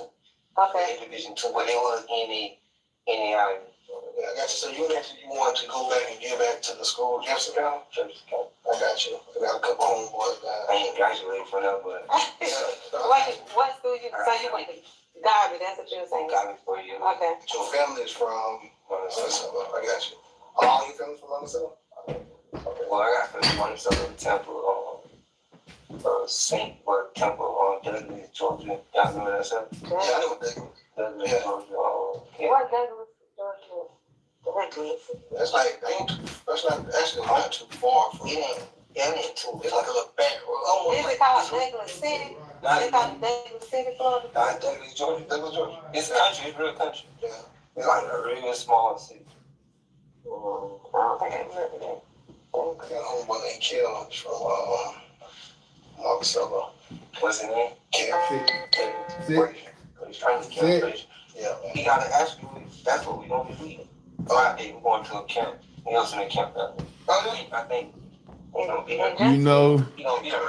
hear the rules from the rap. Oh, yeah. They know me because I went to Hold on, y'all.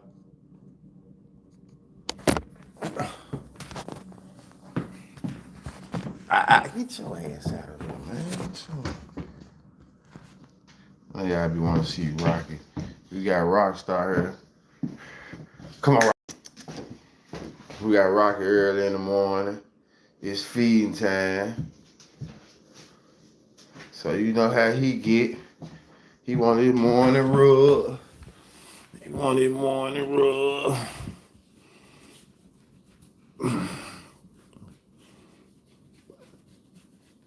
What he want?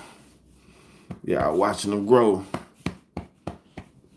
Watching him grow. Just keep some snot and shit in his eye.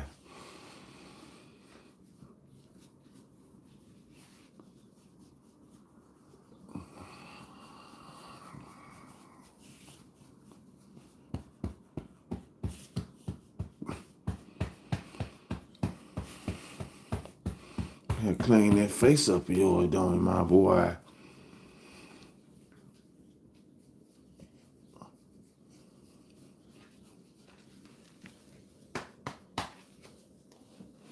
Good Rocky. Let's get up.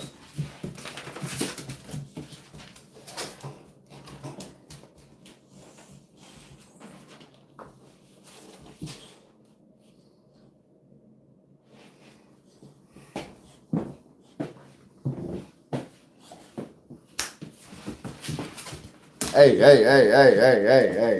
Don't do too much.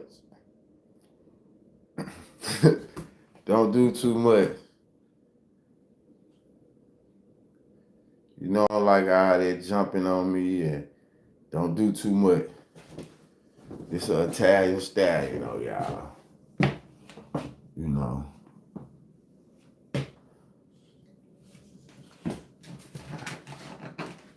Finna feed you, my boy. All right, man. Get off me, man. Get off me, man. Get off me, man. Get off me, man. Get off me, man. Get off. All right, sit. All right, bro. That's too much. Get out. I'm finna let y'all get back to the film. Sit. Stay. Get off me, man. Doing too much, man.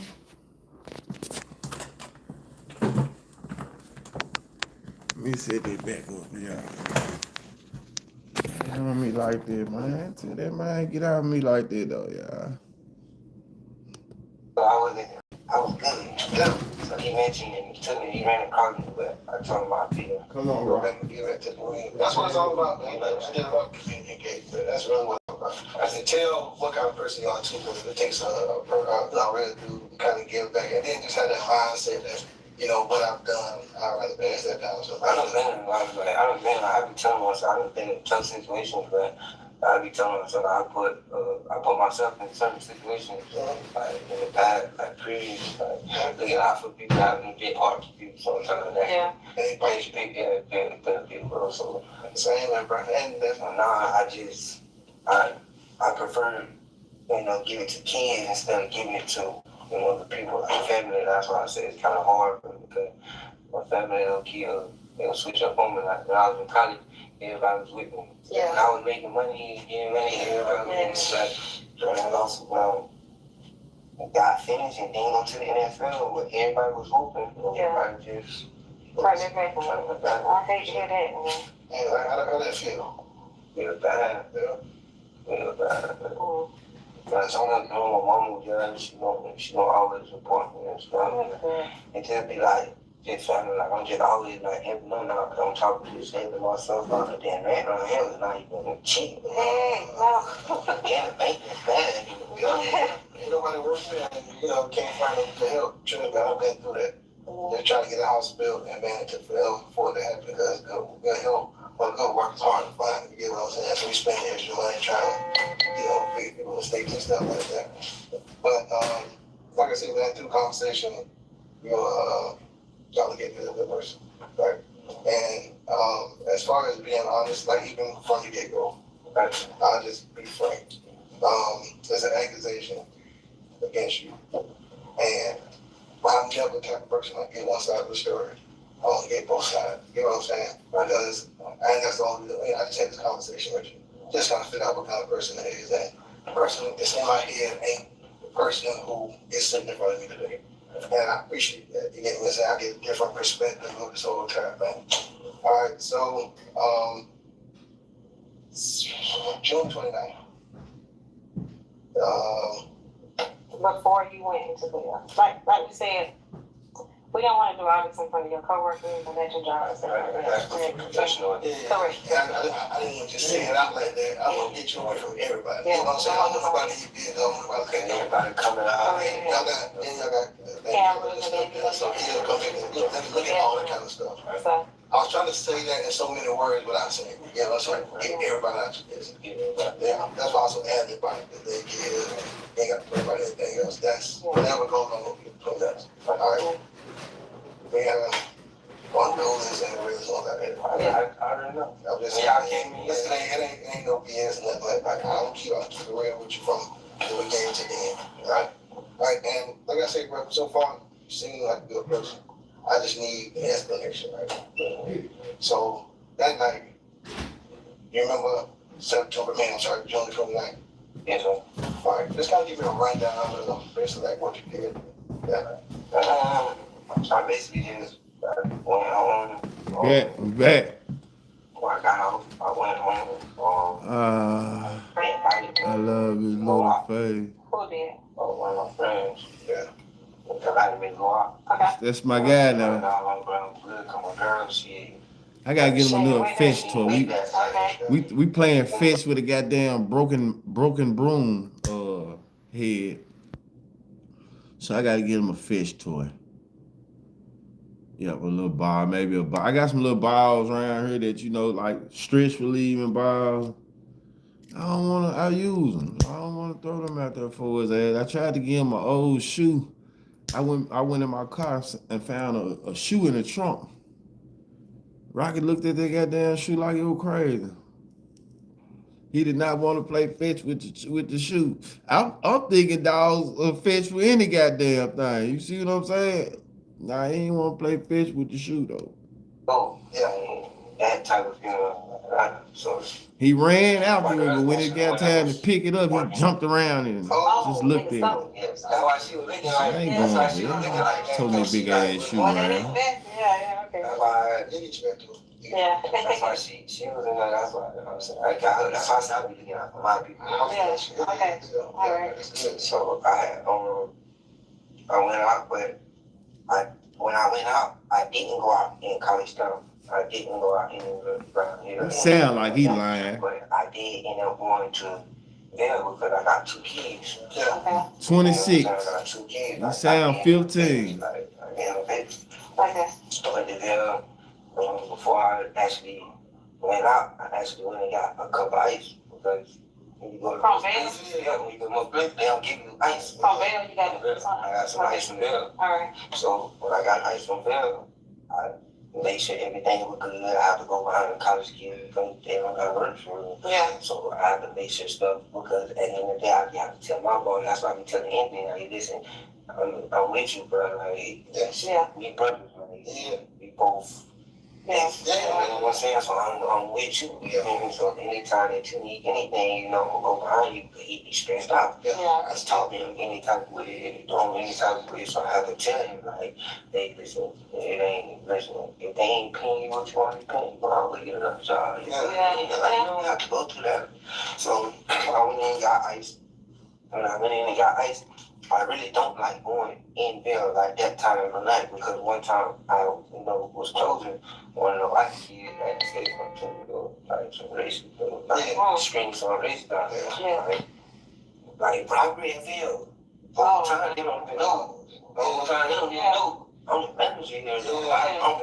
I'm keeping this place open. Y'all come in here eating this stuff. Yeah. Like the other day, one of the white boys came to me. One of the white boys came up and was closed. So I told him at least I have no food. We were Trump. Yeah. Oh, you need it. Yeah. Right, so I'm like, I have no food. Yeah. Like, What I'm gonna give you? What I'm gonna give you? I have no food. Everything through out. Yeah. So I got ice in a Tennis ball. Yeah. Okay. Went back though. I went to the social center though. Okay. Man, I be throwing that motherfucker so far. You right. What is that? That's I love playing fetch with her though.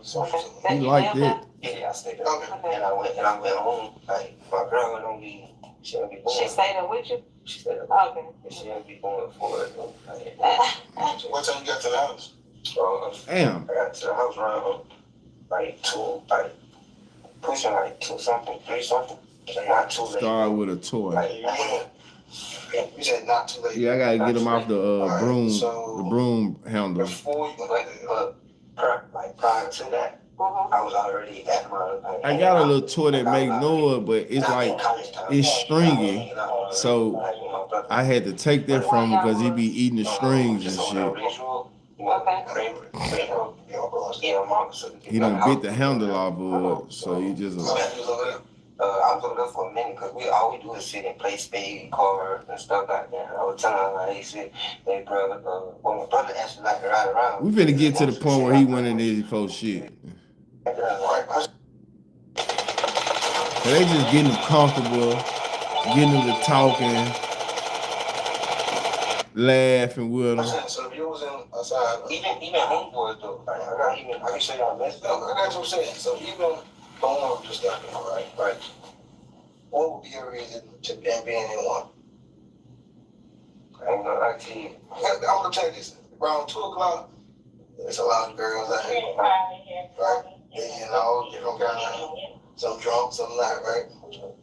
A lot of boys get tried around 2 o'clock in the morning. I'm just saying, I didn't know what that was around. Ain't gonna lie. Okay, so we was on camping, need TV and Ben. Okay. Need TV and Ben. You 26 years old on camping. doing what? You bullshit. They know people. They was waiting. So you was waiting 2 other people that whole time? 2 other boys? Boys, Ben, TV. You know what I'm saying? Where did y'all go? To the dorm. They said they went to the dorm. Yeah, my boy bullshit. So when you went to the dorm, y'all do First, second, and third infraction though, man. I don't know nobody in the dorm. Like I used to go to college. So the first thing I'm thinking is then R.A. gonna say something. Just sitting right there at the front. So I'm telling them, like, hey, listen, I'm gonna just stand outside. Cause at this point, we in college town. It's not our territory. But the dorms is for state. It's for the state. But I'm saying, it ain't like another family. So if I show you these, that's just a few apples. That's just 2 little small little clip. By yourself. I'm 100 with you, right? I need you to explain that to me, right? Because I don't want to go. I heard one side, saw one side, but I need to understand. I'm looking at people look at it and get 2 different interpretations of it, right? But the only person that I know is the actual actor and the producer of that movie. Right? Right? What happened? Tell him that. You coming in, so you came in. Same stuff you said you had on. Right. Start there. When you came in, what did you do? And there's nobody. So nobody was with you. Nobody with you. We gonna scratch that TV and you was by yourself the entire time. So you walked in. So you walked in, and what did you do? Flies. Listen, look. You by yourself. Try to Listen. I ain't gonna lie to you. You already lied. I'm trying to. I met a female. Okay. Now he met a female. Okay. They jumped me on the phone. You was on the phone with who? I was on the phone. I was on the phone. My brother didn't tell me where I was, but I had to message her. He said, basically, I ain't gonna lie to you.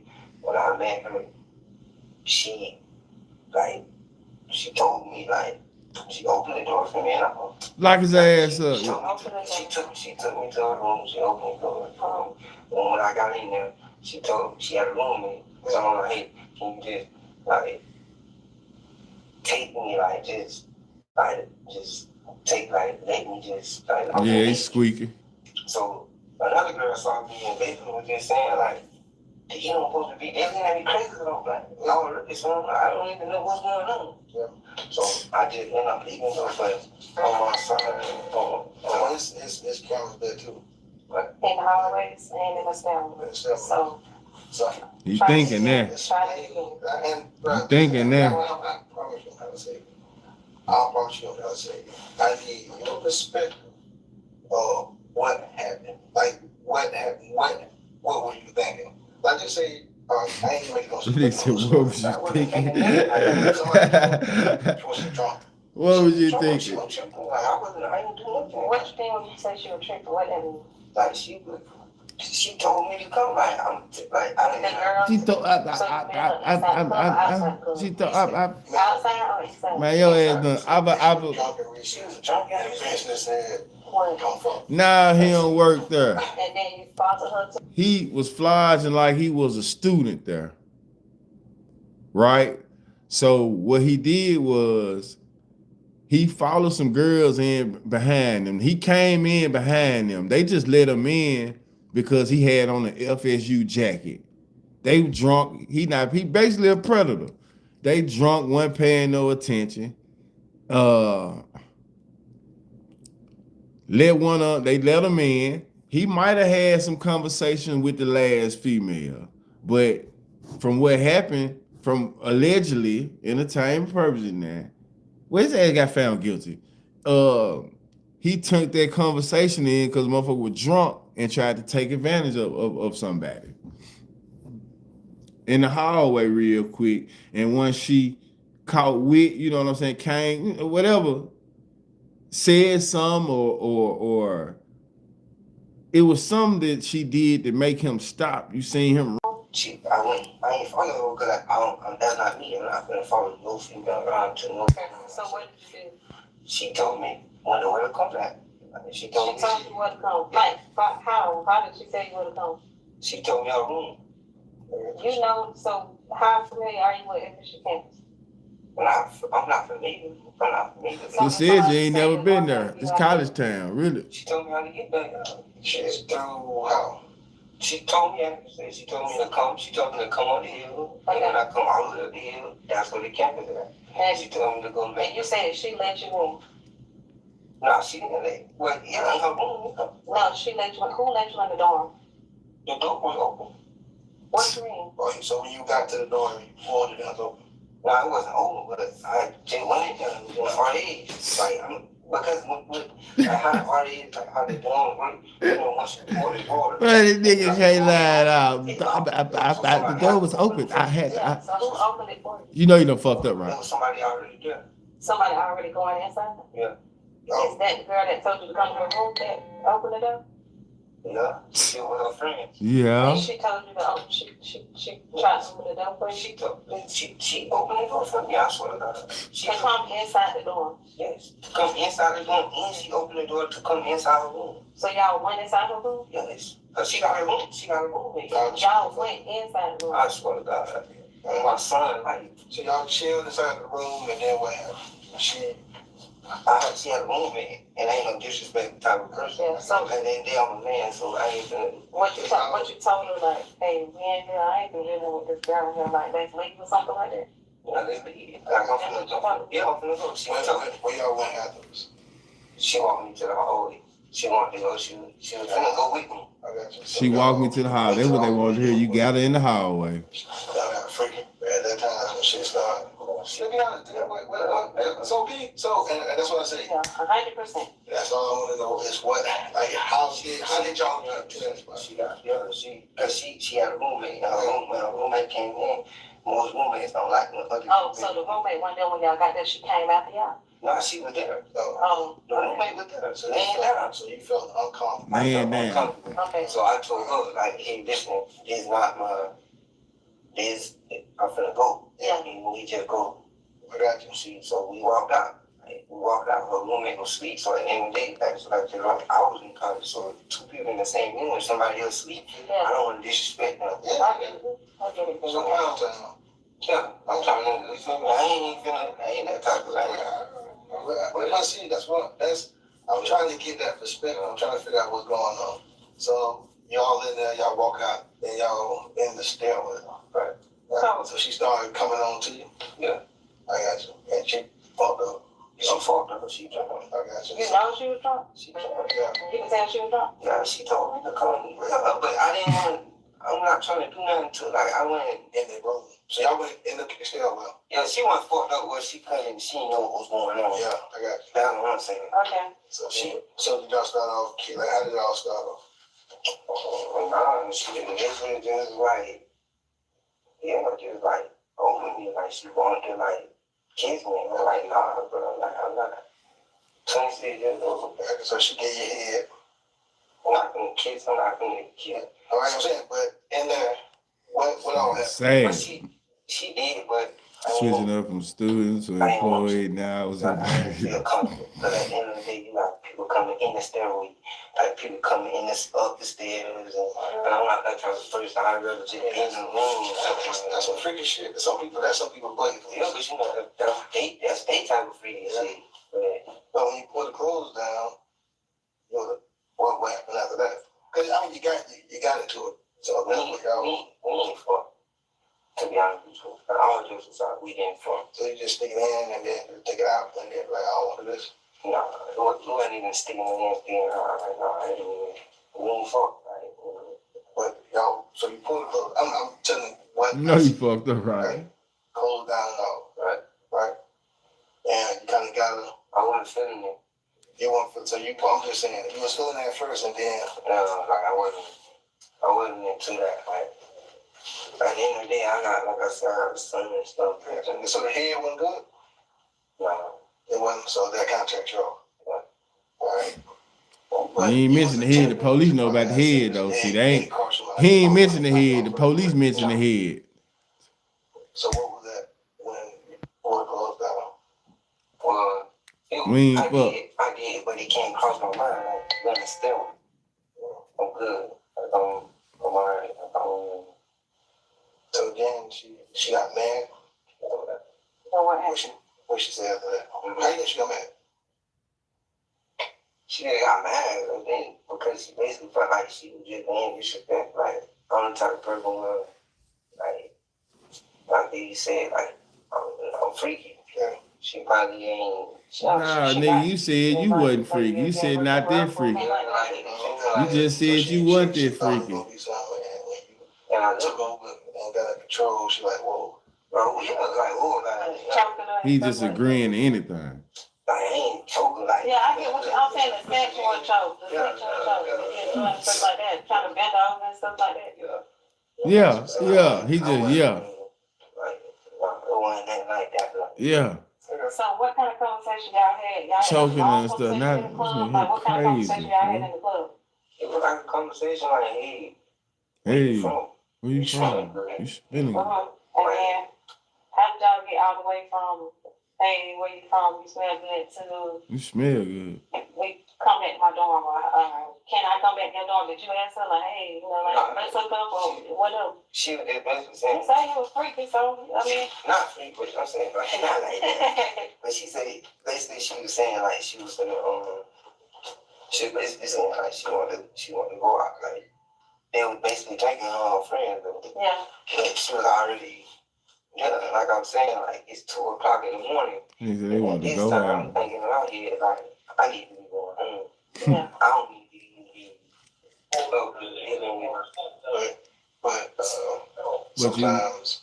But you decided not to go home. Pressure. It was them. The beach on the One people go ahead and do something, man, the likelihood of getting caught. Because the white boy already had told me that work at the store. What you mean? Now the white boy told him. Hey, I know, like, the same picture you showed me.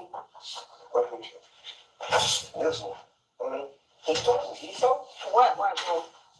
the owner that worked at the store. What you mean?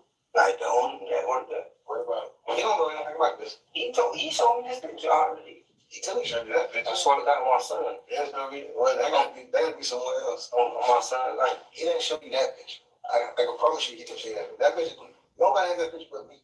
Well, it was a picture like this. You must be somewhere else. Nah, he had to because nobody has that. I just got the pictures. That's crazy. Nah, he showed me. What he said when he showed you those pictures? Why did he show it? He know it was you? Nah, he didn't know me. What he said? He was just like, he looked at him and looked for me. He like, did he know this person? Yeah. I'm like, what you talking about? I asked, what's going on? Like, what's going on? Yeah. Because I asked him, I'm like, hey, bro, why the police has been coming around? Yeah. Like, I don't know. Like, why the police, and she been saying the same thing. The police been coming in. The police been that's a whole different thing. Yeah. That TPD. They be talking, they working with us now. They come show that picture. It's crazy. Between that's right. Yeah. But I still want to. But you know what though? I'm gonna say this. When you out here doing bullshit like that though, you should get caught though. You out here trying to take shit. It's good that he dumb, can't think, don't have a real brain, because this nigga is retarded. He set out to go do some bullshit. It backfired. They got him on camera and tape pretty much, and they just letting him milk himself. Yeah. I already said that you done put your hands around her throat. You're 26. You didn't admit that she gave you some head. The police knew about that. You wasn't feeling that. Okay, you bent her over. You wasn't feeling. How you ain't feeling? You ain't feeling the head. You ain't feeling bending her over. You choking her. You just ain't feeling shit. But then you run out that motherfucker. Then y'all have an argument. She have an argument because she feel disrespected. Now I done had some females in my time to switch up on you, because you can have them sometimes doing some shit, in some places, just being real, but not like that. Not like that. Conversation. The conversation inside the club. Tell me about the conversation inside the club. It was just basically like I was just saying. So who approached you? She approached me. She approached you. Because I don't know nobody. How long? You don't know nobody. I was only in there for probably like 40, pushing about 45 minutes. 45 minutes to hour that she was in there? Okay. Or something like that. All right. But I'm a standout person. Yeah. So if I'm a I good go guy. somewhere and don't know nobody on myself, so I can stand off and I can just be myself. Like I don't have to do nothing. So I went off Until you trying to run into a dorm. They was already watching me, her friends. Yeah. Basically already watching me. Yeah. In their research, I'm not the only black person in here that stand off. So they end up coming up to me. We end up that same night. We we actually end up actually buying me 2 lemon drops. The shots. Yeah. Okay. The lemon drop shots. Okay. Not me 2 lemon drop shots. Okay. So I said, okay, yeah, thank you, appreciate it. Like, nothing like that. Yeah. All the man, what are you doing tonight? Hey, what's your name? And stuff like that. What you finna do? You wanna come back to our I'm like, yo, I can come back. Like, yo. But that's my fault, though. And you know what I'm saying? That's my fault because I'm being honest, as the man, what he said, pressure. Like, J Pro, what it do? You know what I'm saying? Like, as a man, you know what I'm saying? Man, we just watching All right, so how they done caught this young man. FSU, that's what it say. FSU Dawn Predator thinks he can manipulate and trick the detectives. Megan's cut.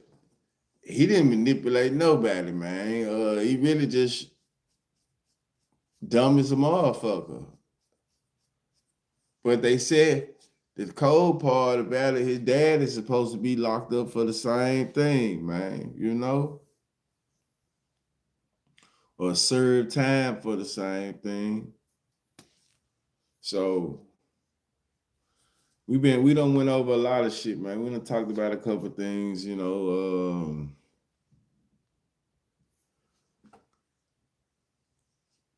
Cam Newton, Stephen A, Jason Whitlock,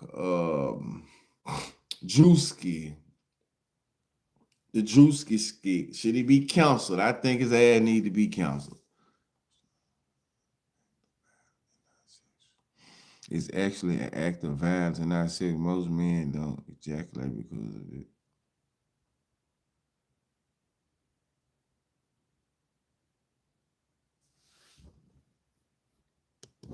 she said that, and then what happened after that? After she was just like, hey, look, I don't know where you get your facts here, but all of the shit that I be seeing, they be going on, they be finding specimens and shit. Shit. Shots and stuff like that. She was just asking me, did I play in football right here? Even post-death, they be finding shit. Shit. You niggas sick out here. Like, I would have got bail. Yeah. Like, you want to come to bail? Y'all want to come to bail. Anytime you get an acai bowl or anything, y'all come to bail. He just got caught. He couldn't finish. I already knew what they were talking about. Like, to be honest with you, I'm glad y'all talking about. She was a virgin also. Once. So I saw the police come from the youth and y'all Anthony just called me and said that. Yeah. I was kind of spooked. So I'm thinking I know this girl ain't just lying. And say it was that. You know what I'm saying? Like, what makes you think she would lie and say it was that? Because I just feel like I'm not that type of person. Like, I know me. I'm not that type of person that just walk up and nobody. I ain't finna. Like, I don't know you. I'm not finna walk up to you. I'm not finna. So I'm gonna do a recap. So you say you went to recess, right? That was about 2 something. You went to recess at 2. Well, it was right around the same time. Because in recess you can leave and come out. Yeah. So it was around the same time. Around the same time I went and got around 2 something. 2 something. Oh, we should close at 2. They closed at 2. Yeah. So you didn't go to recess at 2. No, I went to recess perhaps 30 minutes before that. But it was still open. Yeah, people were still in that area hanging out. Okay, so it was before 2. It was before 2, not a little bit before 2. Okay. It wasn't too far off from 2 o'clock. Okay. So you went in there and you were standing off the wall, and a group of girls came up to you. What's going on? Top of the morning. And once again, I want to say to all of the women who done dealt with this type of situation, condolences. I don't know if that's condolences. Condolences is the right word to say, but heart goes out to you. You know, things in their family, things of that nature, though. Heart goes out to you. I hate that you had to go through such a thing, and I think that everybody who done, even had to go through some shit like that, if you done did it, it need to be, bam. Oh, bringing this question to Bill Cosby. How y'all feel about Bill Cosby being sued for what 50 or having to pay 54 million and civil court, civil matters, for those couple of those cases. I know some people saying it's 54 years old. They trying to break them and shit like that. How y'all feel about the Bill Cosby situation? Is they wrong for trying to go after his money or how y'all feel about that? Just throwing it. I feel like this shit was super old. They could have been done it. So timing is everything. I guess they feel like shit, he don't need to die with all that money or something, Just get some they got cameras inside recess too, right? Yep.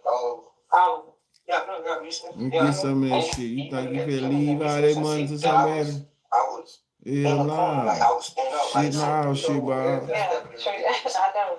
So when I tell you, look, everything about LA, I know every step you made, everywhere you went, how you went. How long you stayed in college town that you was by yourself the whole time? About to back. You walked down. Yeah, NBC. Came back, you walked down, you went across the street to the store to the side stop to get something to drink. And then you came on campus and you was by yourself. Yeah. When you walked up. But what does the then have to do with the now? What was the him about to buy NBC in the past have to do with the now though? That could be true. Two things could be true. He was about to buy NBC before the case, before he was in negotiations. He was trying. Or this is a whole different case than Bill Cosby.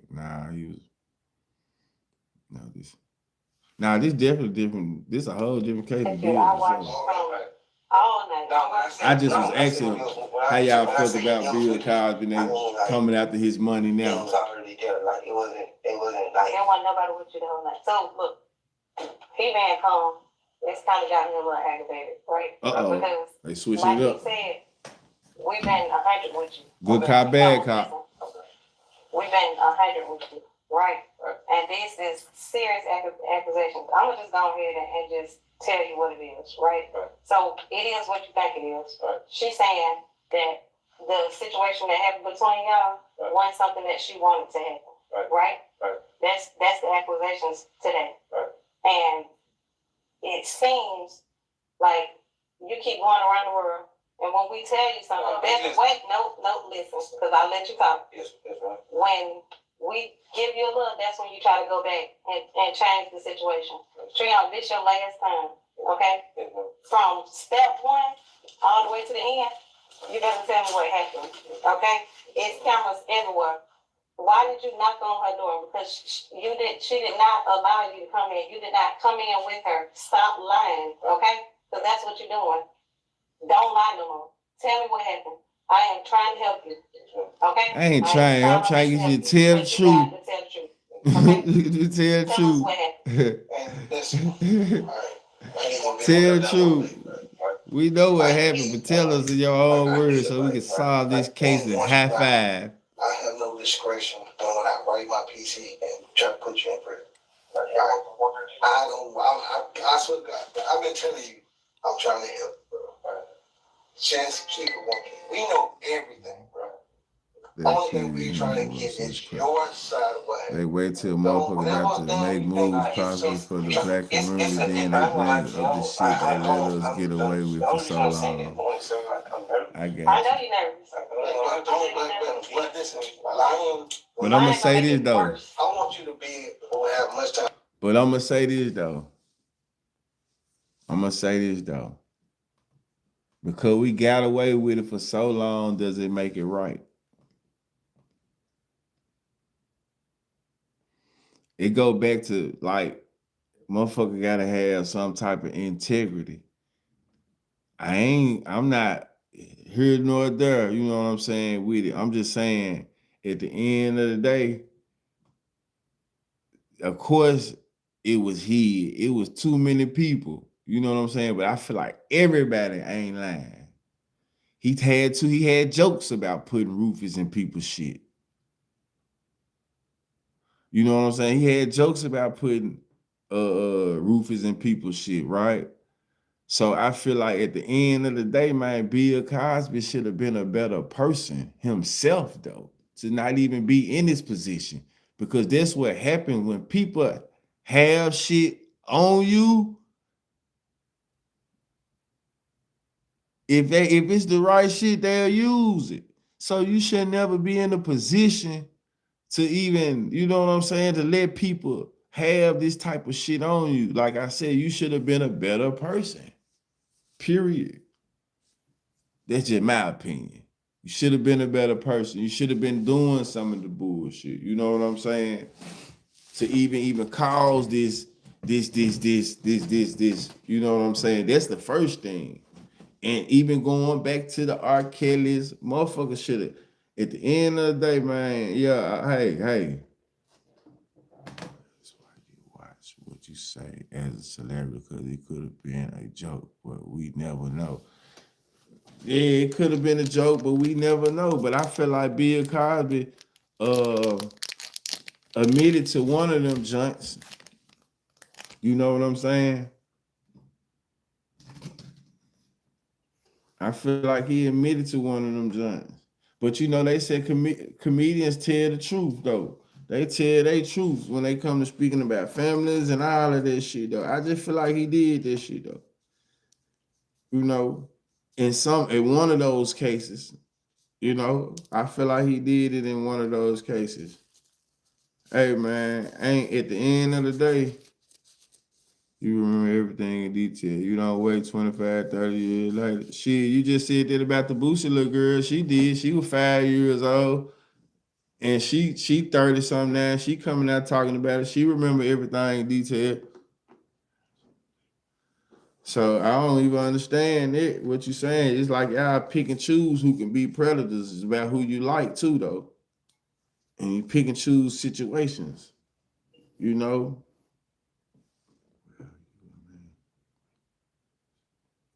I just feel like I'm gonna just say this. When it comes to dealing with people, hold on, this junk going low.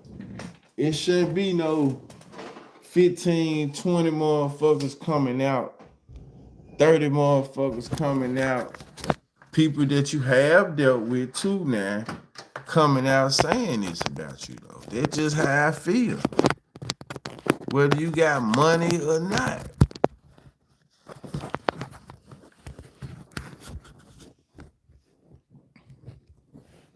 Whether you got money or not, man, it's like, it's just some type of stories and some type of insinuations people don't make about people if nothing never happened.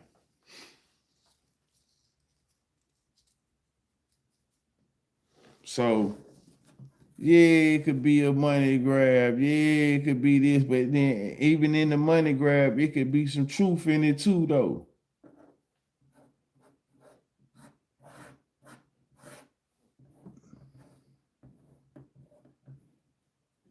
Two women can lie, 3 women can lie, 4 women. It could be a lot of women that could prove to be lied, but shit, I just, you know. Like I said, at the end of the day, man, it's all about being a better person, though. Like, when you do get what you get and make it, man, you can't let this fame and, you know,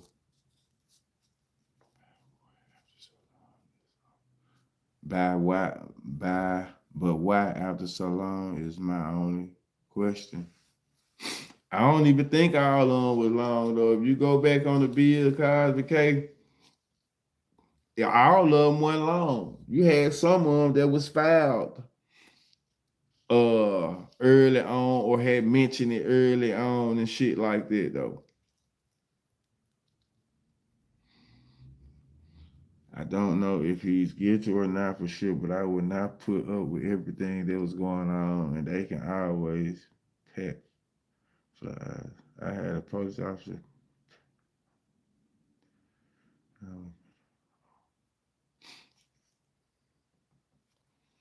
I don't understand pet files. I'm saying, they too. They can do everything. And you can also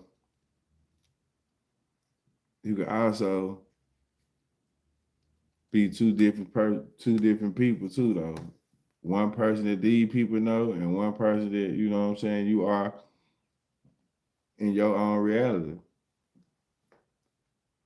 So who knows?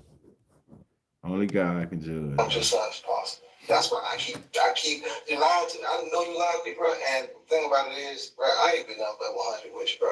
And I keep telling, I'm trying to say, like, I keep like, all right, I'm gonna let Rocky out the shit. Be right back. Flood the comments. Flood the comments. That we can see, we can hear, because cameras have audio too, right? We can see and we can hear, right? And what you saying don't line up with what we done saw and heard, right? Make it make sense. Yes, ma'am. Tell us what happened. Basically, yeah. Okay, so I went 36 that night. You went in there 45 minutes. I was in there like 30 minutes. It went 30 minutes. Like 20 minutes. It went 20 minutes. Well, about, it was close to about 10. No, it was 10. It was very short. It was very short. It was in and out. Well, because I probably had a very previous one in there. Okay. So I probably previous one in there. So I went back in. Okay. So when I went back in, I ain't gonna lie to you, I did, I went in, like, she told me I was in there. Like, I was talking to them before I went in there. Okay. You saw them and recess? Yeah. All right. Just keep it 1,000. Don't. Okay. So and you came out. Right. And what happened after that? When I came out, I went to bed. Okay. I got the ice. You did, but go ahead. Well, not my bad. I went to Ville. When I came back, I went to Ville. When I went to Ville, I went to the FSU. Okay. And what did you do? Because she didn't let you in the room like that, so don't lie. No, she didn't. I know she didn't. No, she didn't. I knocked on the door, like you said. And then what did you say when you knocked on the door? She invited me in. What did you say when you knocked on the door? All I said was, she said, who is it? And then what did you say? I said, it's me, Trina. And you opened the door and said, and when they opened the door, when she opened the door, what did you say? I saw her roommate. Her roommate had her hand up like this. So when you went to the door, I like I said, this probably my last time trying to say it. But at this point, we'll just go ahead and close all this, and I'll throw everything I got at you. I swear to God. Listen, your son is the only thing, is the only reason why I ain't shut yet. I'm giving you an opportunity, because I got kids. And that boy gonna need you. I want you to do this, and I swear to God. If you love me again, we'll just go ahead and we'll just take that down, and then we'll write it up to the state attorney and just be what it is. And it'll be my perspective of what I see. So smart. Because if I see it, the way I see it, you look malicious. You look like a horrible person. You look like a terrible person. So this is your opportunity to let me know what happened. Start this is my last. From recess. You went into recess. I got out because the day was on day. Where my mom, he might have, but she was a child. These are grown ass women supposed. Going to the FSU. Okay. I went to FSU. Okay. When I went to FSU, I remember telling me my room number. My room number was 444. You remember her telling you the room number? When did she tell you the room number? She told me my room number. It sound like he lying. Because listen, I'm being honest with you. That's what I'm trying to get told. I'm not gonna just go in and knock on nobody's door. Like, bro, I'm being honest with you. Okay, so she gave you the room number. I'm being straight honest. She gave you the room number. You not under that. I told her my name. This was me. Yeah. When I told her this was me, I saw her roommate in there. Yeah. I saw her roommate in there. I said, hey, listen, can we just go out? Like, can we just go outside? Like, can we just go? Is that what you said? Or did you say, I need help finding the exit? No, I didn't say I need help.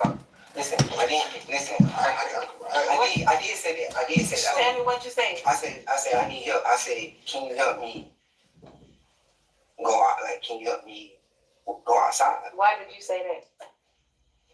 Because I felt like, to be honest with you, I felt like it was better if she was like, if somebody was to help me instead of me going out there. I'm afraid of that. Okay, you saying help you get out the building? No, I'm saying like help me leave. Yeah, leave. Like walk with me. I ain't telling her like. Okay, all right. So I don't want to just be walking by myself. Okay, so you asked her to walk with you, and then what happened? This nigga here is a terrible liar. Went out with her. Okay, and then what happened? Tell the truth. We was in the fuck. Like she wanted to kiss me. She was trying to, she wanted to kiss me, and I was just like, no, I don't want to kiss and stuff because at the end of the day. So what you did? What you just like went straight ahead? Like what? Yeah, I just told her like I'm ready to get to her. Like I don't even supposed to be out here. You know what I'm saying? Like I'm supposed to be home. I don't even supposed to be out here. So she gave you how long she made you in there? Probably not long, like 2-3 minutes. You know. And then you pour the clothes down to try to. Yeah, a little bit. Yeah. Stuck in, and then we started hitting for a little bit. And what happened? That's when I just told her like, no, I'm good. I just got up. I was like, I'm good. It wasn't. And then what did she say? She told me another reason what made me get up again and tell. Now you know we got. Listen. Go ahead. That's what I'm saying. Another reason what made me uncomfortable, but I'm gonna be honest with y'all. She told me, like y'all said, I was being a little too aggressive probably. But she told me, hey, be easy. I'm a virgin. Wow. She told me that. Okay. So when she told me that, in my head, I'm thinking like, well, if I would have knew this from the jump, if you would have told me this before we even started, you get me, I would have never messed with you. You know what I'm saying? Like, I'm not finna mess with you. The cleanliness that comes. It's the clean, yeah. Just you a person. You got it. Okay. Did you get her phone number or anything like that? No, I didn't. What's her name? I don't remember what she told me. I don't forgot her name.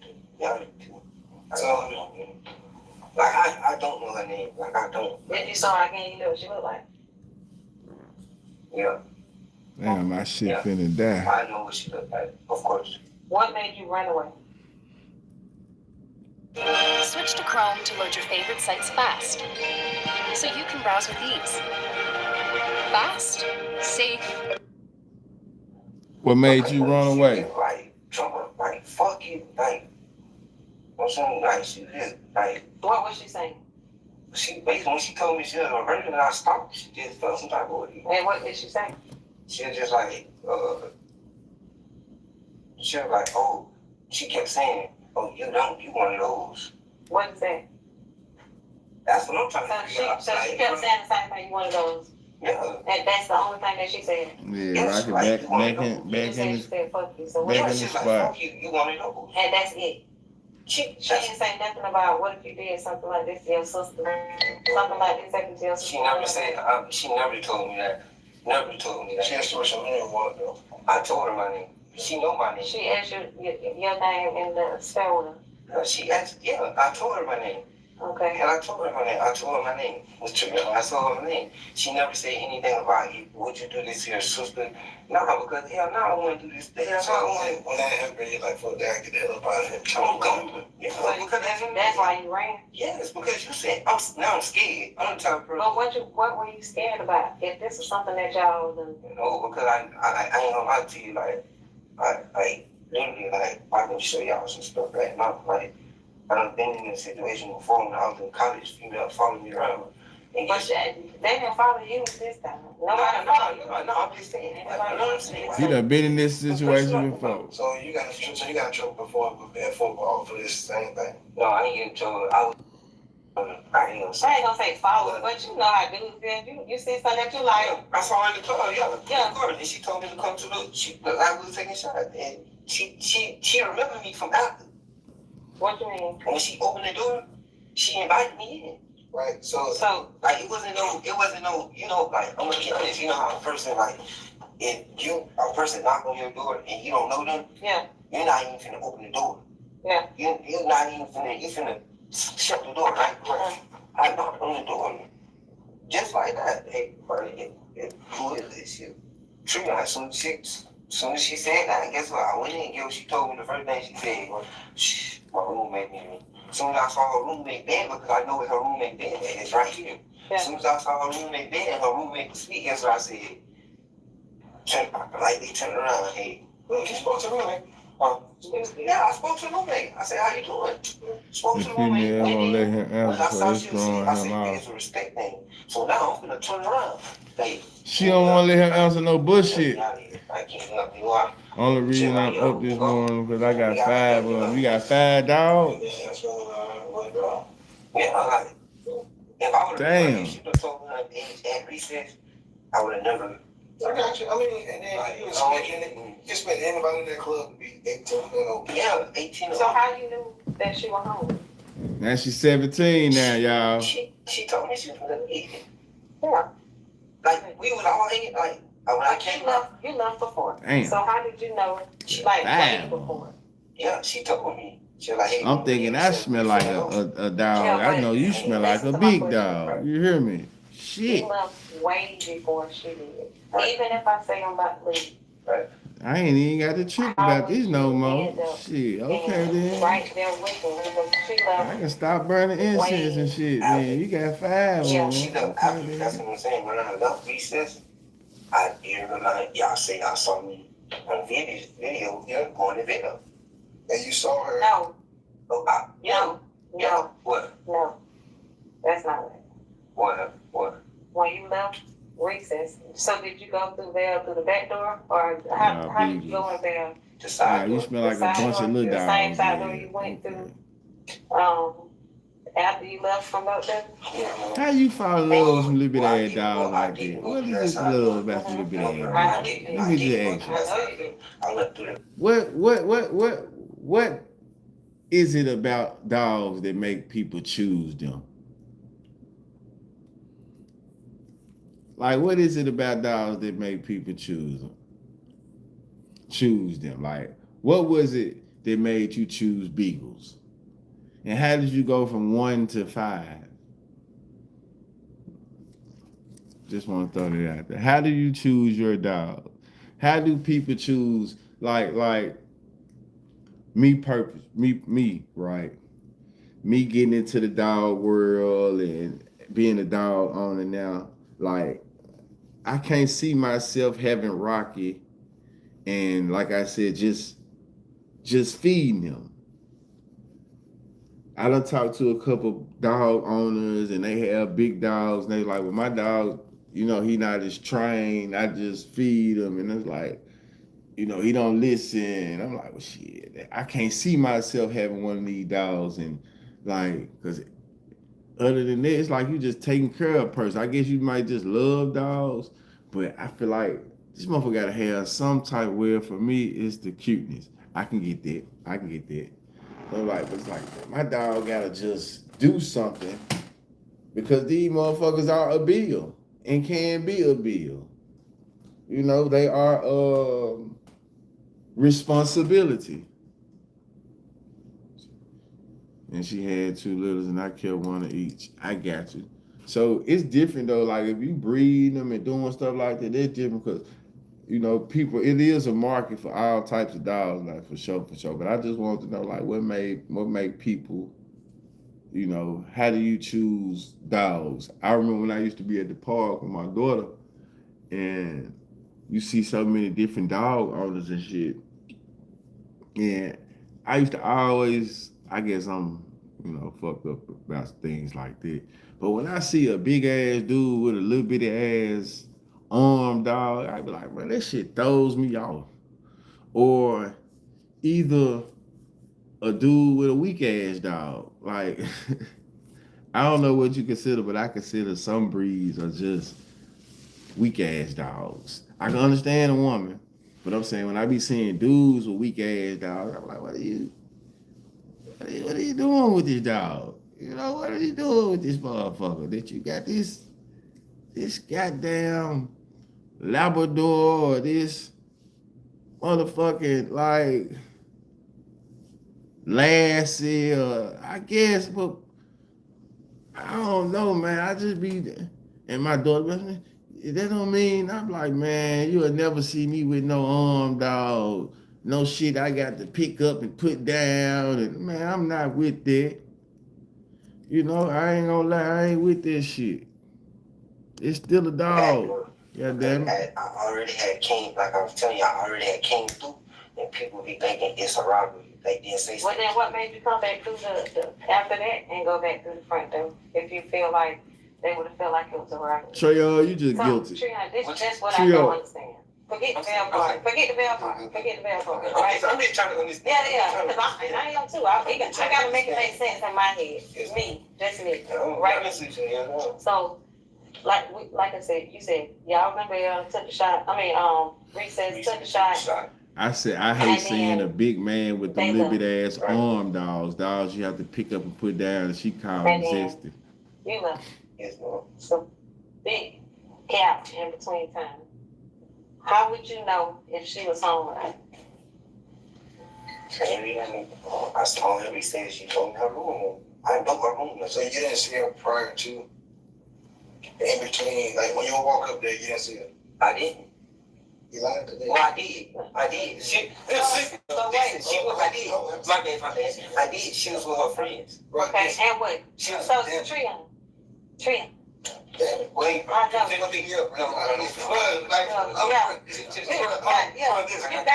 not talking about her. What are you talking about? Like she said, Lady Love, you ain't following the conversation. We talking about some other shit. We talking about something else, love.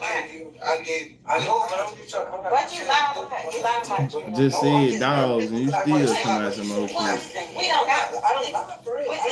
Listen. We done got past the nervous part. You be so quick to want to put gay on the screen. We done Damn. 50,000 chances to tell the truth. And boy, you be lying, yo. But oh my goodness. When I say we know everything. So Treon. Everything. Treon. Cut it out. Relax. Okay. Let me just take a deep breath. Take a deep breath. You shouldn't have did the shit, Treon. Yeah, and then we just gonna cut it short. You talking about a deep breath. He may have a little more patience with me. But You shouldn't took that goof ass on that campus. Ain't nothing good about a grown man at 26 going on a college campus. If you ain't going on a daytime and your girlfriend or your fiance ain't no damn professor or a teacher there or something like that, or you don't work there, you bullshit. You just simple, man.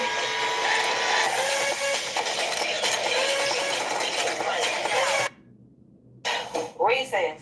You know what's on the college campus. Yes, ma'am. What happened? Start over. Cut it out. Especially nighttime. Boom, party. Get out the door and then run all the way back. Tell me what happened. You gonna tell me from step one to the end, non-stop. I'm not gonna say anything. Go ahead. Tell me what happened. I went to reset. Yeah. Right. I got the two. We had the shots, lemon drops. This young nigga just crazy. Yeah. I left. And she left. Empress, what he did was he just did some bullshit. You thought you had from what I seen, he thought he had somebody who was too drunk and wasn't gonna remember his ass, and he didn't know they had all these camera angles on his goof ass.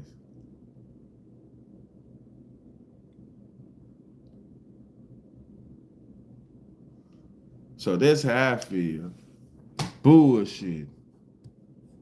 And he can't lie your way out of this shit. Okay. So I ended up seeing her with the same group of friends she was with. My daughter is thinking about breeding her bullies. So when I walked up there, he was going inside the door. Okay. To go to the rooms. Okay. So I went in. Okay. Like I walked in. Yeah. So but this the thing though. What? Let me ask you. What is being real sound like in this situation? What is being honest gonna do for you? I'm just asking. Yeah, I did it. Cause what is your reasoning? Like, it ain't a real reason other than, you bullshitting. True, give her justice. It ain't about her justice no more, is it? Because whether you telling the truth or not, they finna take you finna go to court. They finna take you finna have to fight for your life. She already done told them on your ass.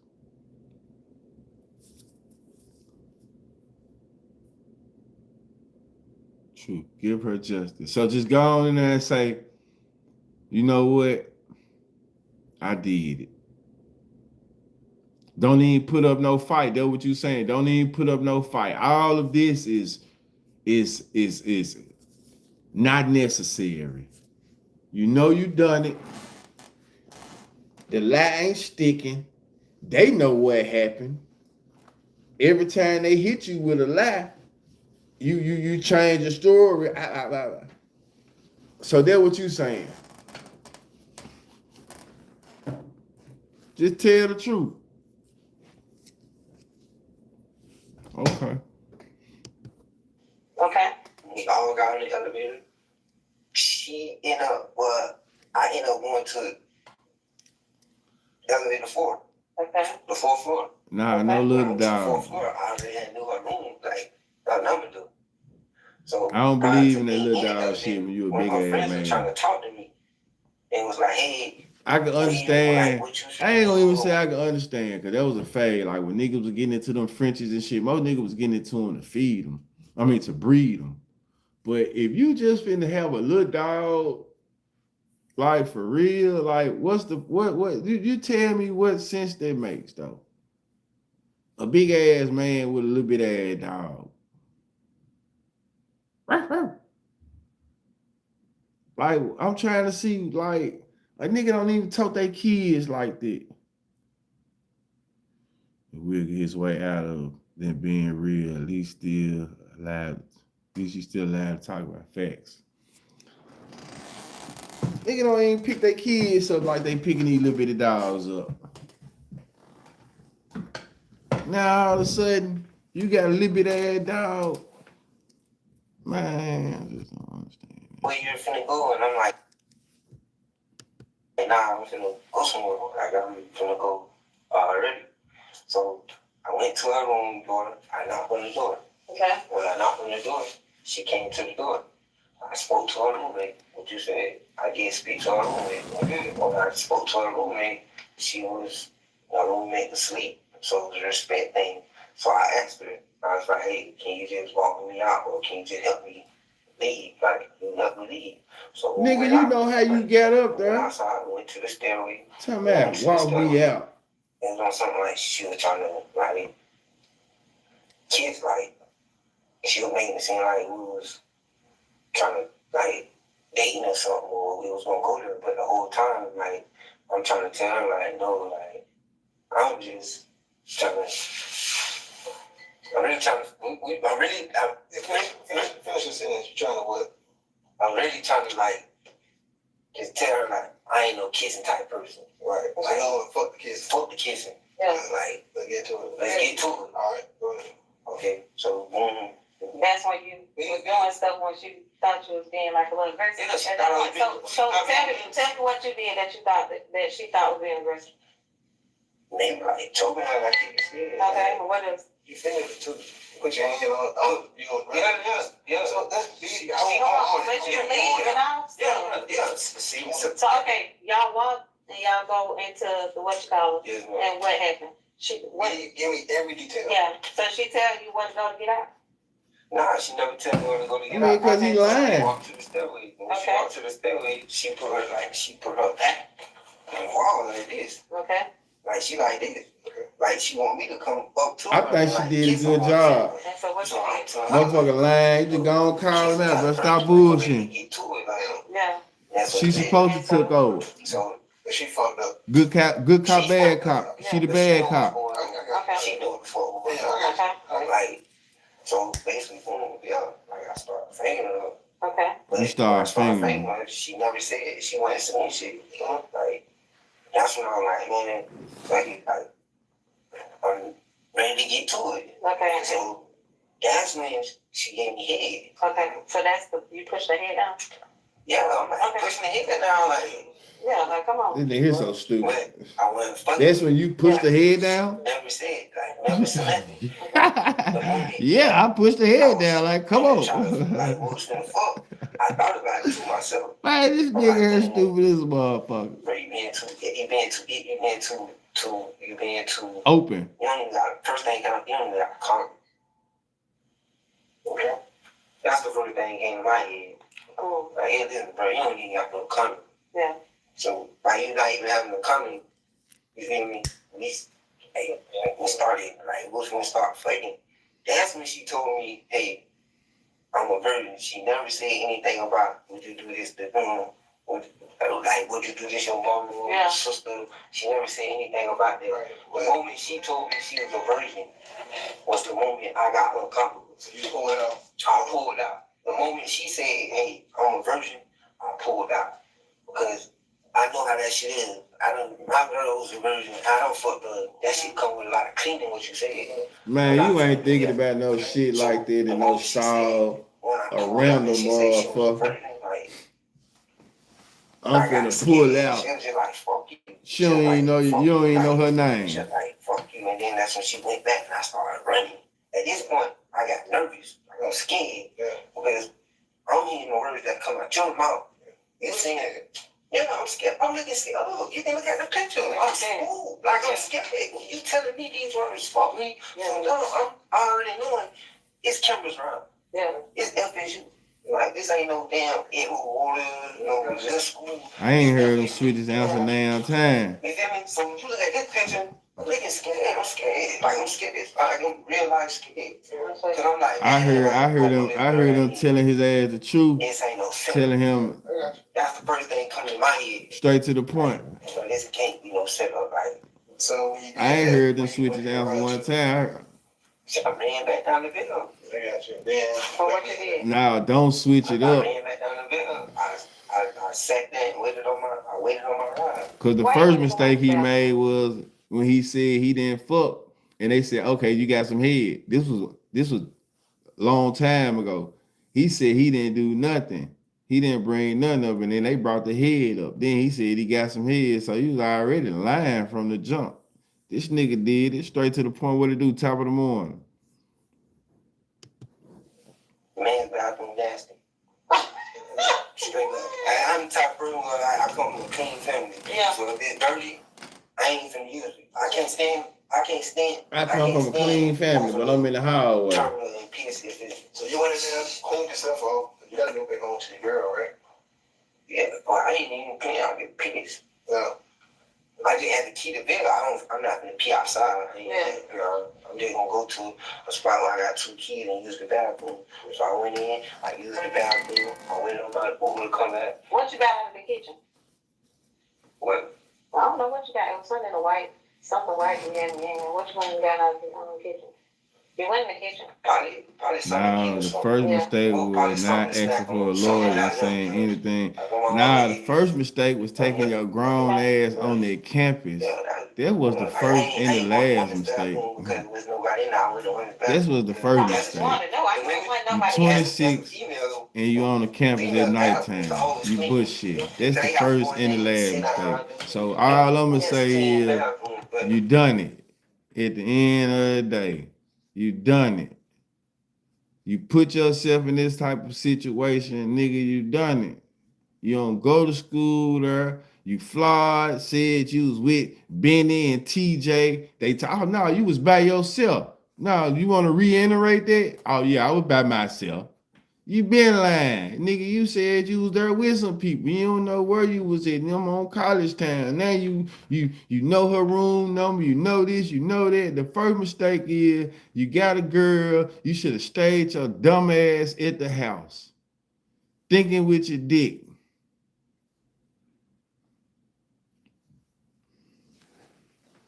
That's what, nah, he shouldn't have, like I said, a motherfucker like that, when you doing bullshit like that, nigga don't need to remain silent. A nigga ass need to go down. That's where y'all got the game fucked up at. When you doing shit like that, you need to talk. Your ass need to go down. We need to get these motherfuckers like him off the streets.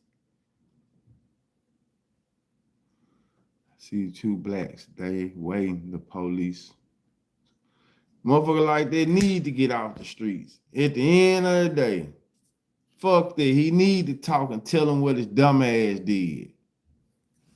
He don't need to ask for no lawyer. He too dumb. Just like he took his dumb ass there and did a dumb ass crime, his dumb ass need to tell him what his dumb ass did. That's why his dumb ass in this dumb ass position that his dumb ass in. Top of the morning. I'm at the first mistake. Yeah, like, I ain't gonna lie to y'all, I'm sorry if y'all think that, I was right lying. Too solid. What going on? It's the biggest thing. I don't want no nigga like that to have no lawyer. Dumbass nigga. I got a daughter. I was scared right up. Like, I knew nigga targeting people. That they was coming for a rape. Like, nah, bro, I know what's going on. And at this point, I see, like, I'm spooked. I'm scared. But I got a kid. Like, I got a kid. Dumbass story. I got other kids that look up to me. Like, no lawyer want these case. I ain't no, like, I try not to be a regular black person. Look, I tell you like this. You get much respect when you tell the truth. When you transparent on people. I'm always upfront. Whether it's legitimate or whether it's, I don't train kids in football, basketball, all kind of NFL, all that kind of stuff. My respect only came because I was always one with everybody. I never put so nobody that false hope, right? The only person I probably lied to was Anthony because I didn't want to be your business. I just protect you. That's real. You know what I'm saying? That's fine. You can tell them whatever story when you can tell your girl whatever story. I had nothing to say to when you leave her to the situation. You can do that. But all the reason I brought you here is so I can have one that nobody listening or nobody peeking at. I kept 100 from the get-go. Like I told you. I'm gonna take you back, like I told you. You know what I'm saying? Right. Everything I told you, you gonna see me carry out. But I'm always that way. I just ask the same way. That's why I just told y'all like on what though, cause I just felt like I was like leaving stuff out though, but at the end of the day, like the reason I was doing that, I'm scared. Yeah. I'm nervous. Like I'm not no typical, I'm not no regular black person. And it's just my opinion though, y'all. I know y'all feel like niggas I just feel like it's a big situation. Want to come better than that, or do you need something I was sleeping with? You know what I'm saying? Like worried about it and stuff. I knew like what made you worried about it before? No, I'm not saying like worried about it before. I'm saying when y'all came in. So you weren't worried about it until we came? When you saw me, y'all made me like shoot, like oh yeah, you know, like I'm like I know this girl ain't this ain't no setup. Police don't come in there. You know, like people don't. So it's awkward to have. It's awkward that police are coming in there. And anyway, I see not even TV, FHU police. Yeah. Well, you just know that we ain't coming for no reason.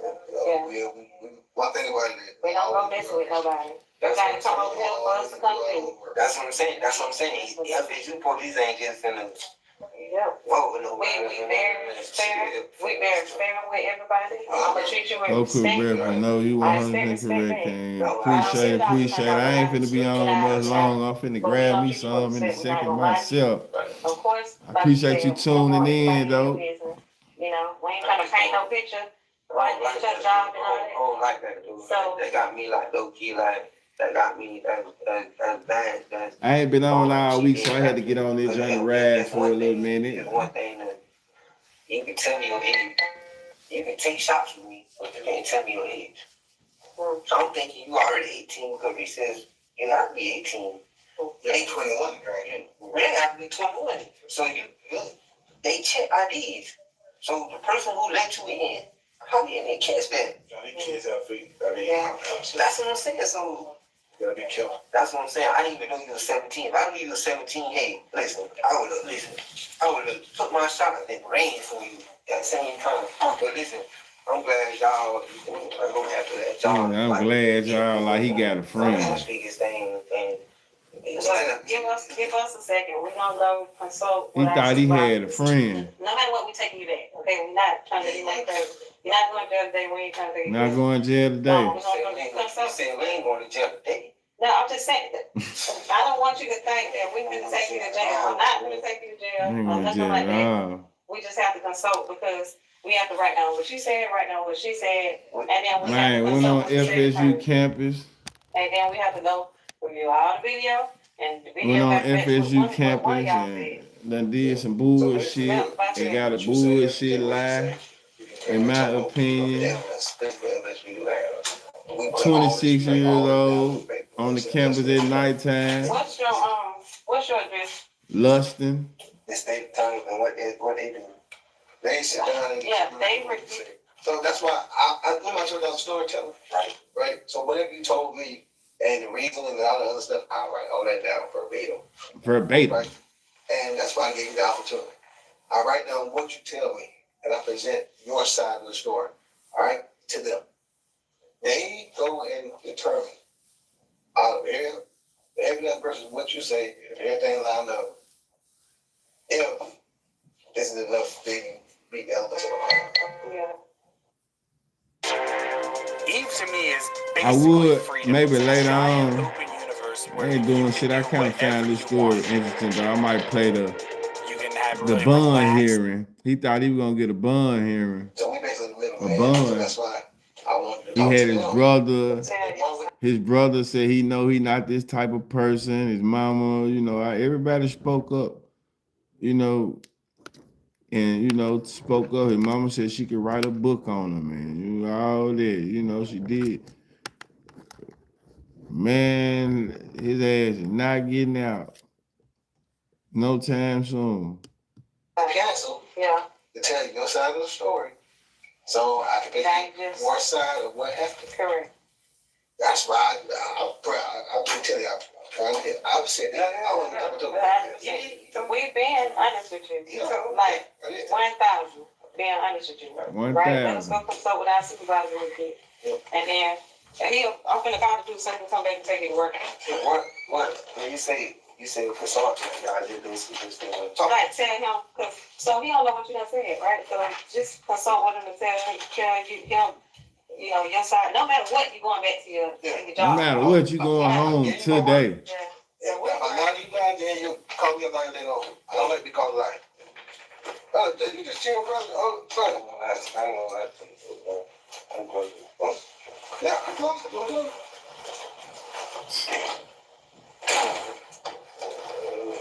Yeah, I don't understand it. To my yes, I am. Enjoy. What are y'all talking about? This. What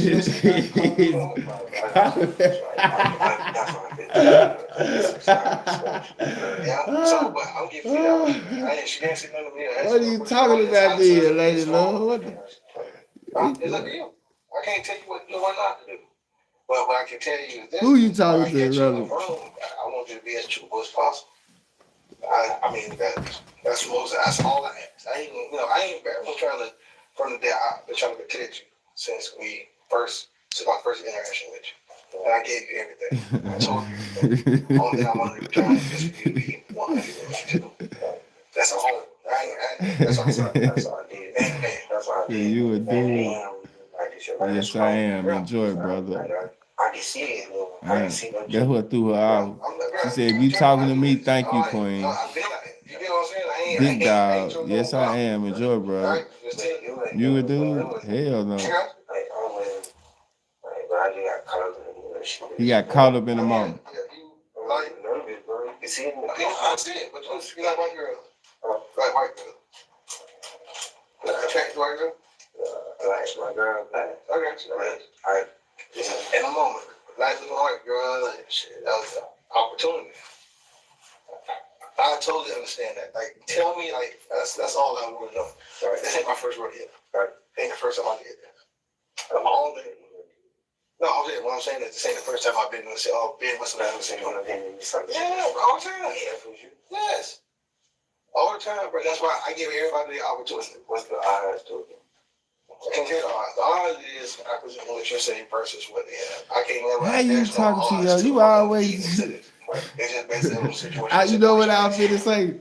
Before you said that, I was gonna say, watch Lady Love said she was talking to some goddamn baddie. How you talking in it wind up in the screen?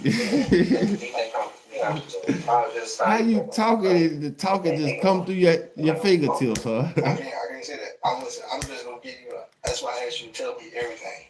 And when I said everything, when people see that you're honest, when people see that you're telling the truth, it makes a better look on it. That's all. What's going on? Right, in the chat. All right, people say. Talking to your grandson.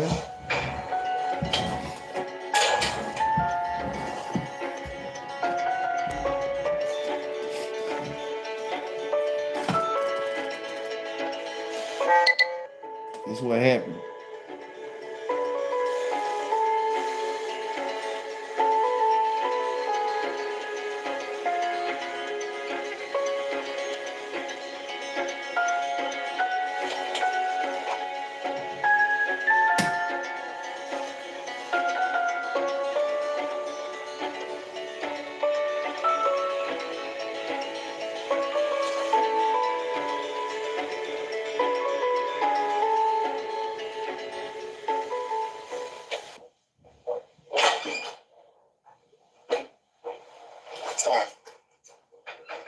Diabolical. Yeah. Right, diabolical. Y'all have a good start to you. So, what I want to do? She talking about the brother. Who the hell was you talking to when you said brother? That's the part you ain't understanding, Lady Love. It's like you talking about one thing, we talking about another thing. That's what we trying to address. And she trying to find out. Did you call her a man? Who was you talking to when you said brother in the chat? You saying you talking to your grandkid. Your grandkid got to be over there with you in the flesh. They ain't in the chat. I don't see them in the chat. So when you said,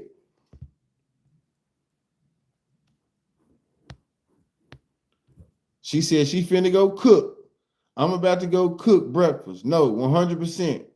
Correct, King. Absolutely. Enjoy your meal.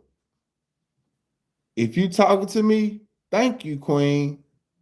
Then you say, yes, I am. Enjoy, brother. You a dude? Hell no. I'm talking to my grandson. He playing Roblox. So what does that have to do with the chat?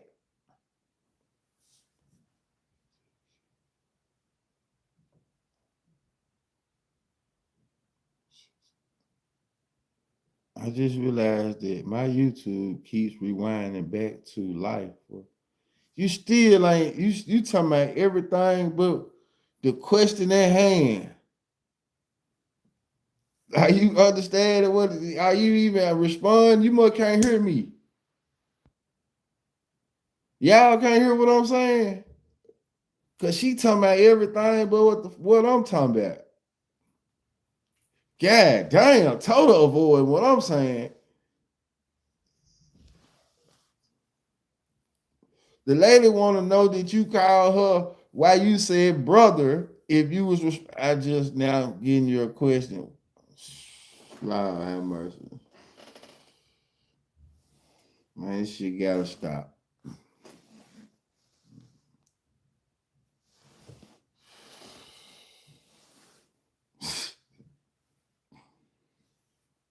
She gotta stop. Man, I'm bad for do all this. Man, hell nah. They see somebody that's good. Just to say, right? I'm trying to help you from the get-go. Told you that from day one. I'm still looking at you, right? Because I could have just said, bump all this, got you back up and all. All right? I'm working with you. I'm trying to help you. All right? Let me do that. All right?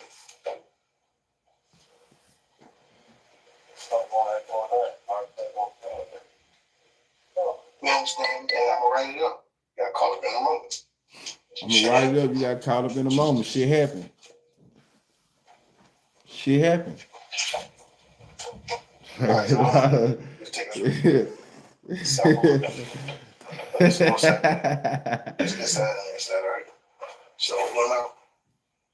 Let's get the swab from your ass. When they get that swab, Mr. G, what you think going on? Get outside.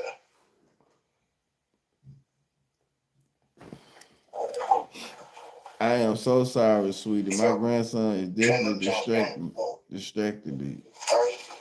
I send this, and they say, you know what? Nothing matches or anything else like that. All right. I want you to be home for something. I don't want nobody to read or something. See everybody else. You see what I'm saying? Everybody else see like they give me in real time. Right. Yeah, I had to go to football. The same thing, same list. Right. I noticed though, anytime they love say some bullshit, she blaming on somebody. Oh, the police, the fireman came in. Plus, I'm watching this. The fireman came in and told me this. Oh, my daughter. Oh, my man. Oh, my grandchild. The whole time she done wrote some bullshit or something here. Oh, hey, y'all funny as hell. The whole time ain't responded to a bitch ass thing. Everything we gotta do is have to be extra. You know what I'm saying? I want the best for you, dog. I want the best for you, dog. You guys want to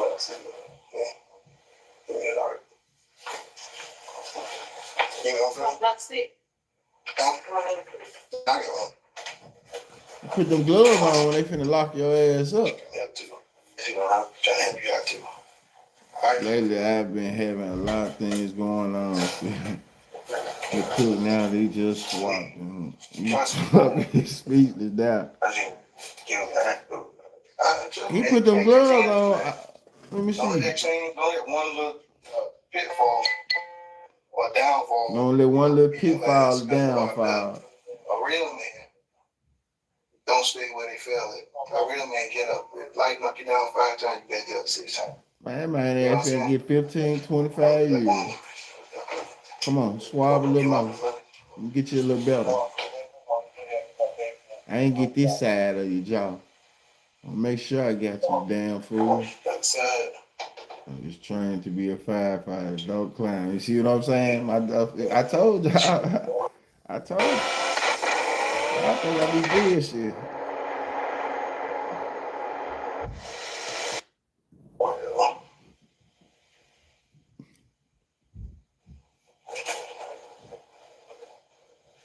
So I got this little job offer, really.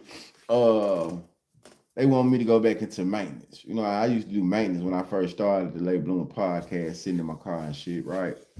And that's when I was making it, you know, maintenance, it's good money in maintenance. But he got the shameful look on his face now, head down, scared to look. Yeah, he come on, you know what's going on. 26 years old on the college campus at nighttime for a college party. At the end of the day, you're bullshitting. Find you something better to do. Find you something better to do, man. You know, tried it. They about to pull some hairs, man. Come on, they about to get his ass right. He giving in to much like. It was it. Nah, he gave in when he done it. It's too late.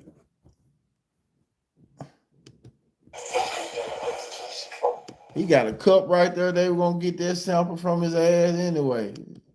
He shouldn't have done it, like I said.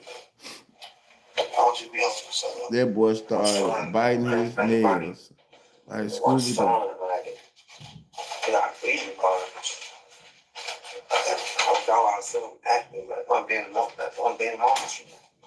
She paid me for almost 4 times.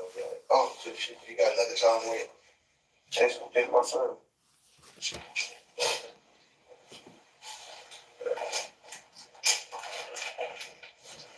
Still on their phone. You ain't call no goddamn lawyers trying to Google no lawyer. They asked for some pews and he definitely fucked. time these kids don't They have did. the chance. The dad gonna fail. I mean, he already told him he done it though. That's the thing though, y'all. He already done told him he done it. He already done told him that he done went in her. He done bent her, spent her, and went up in her. Respectfully, that's what this man said. And he choked her. He said he didn't like the head. He said he didn't like this. She told him she was a virgin. So he already done agreed to this. He done said this shit. So now we just need to collect these samples. So when you go to I might need to play the joint where the family is speaking in the bond here when the mother was like, hey, we know my daughter was drinking, but my daughter is not the type of daughter to be a virgin, to meet a guy on the first encounter, especially in the hallway stairwell. You know what I'm saying? She's not that type of, daughter. And, understand that, she's just saying basically, bro, he needs some help. He needs to be rehabilitated because he does have some charges in his past. When you go to the bond hearing, he got a lengthy record. It seemed like he just a dumbass, but he's a dumbass with a lengthy record. He done some things. And his parents and his siblings, which they supposed to speak up for him. But I'm gonna say this though.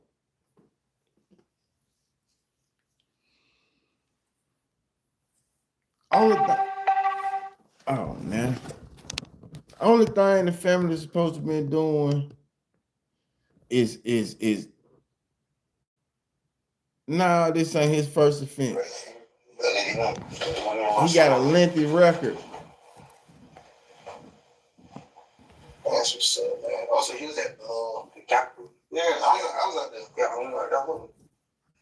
So that means, so like, I was out there. He got a record. That's what's up, man.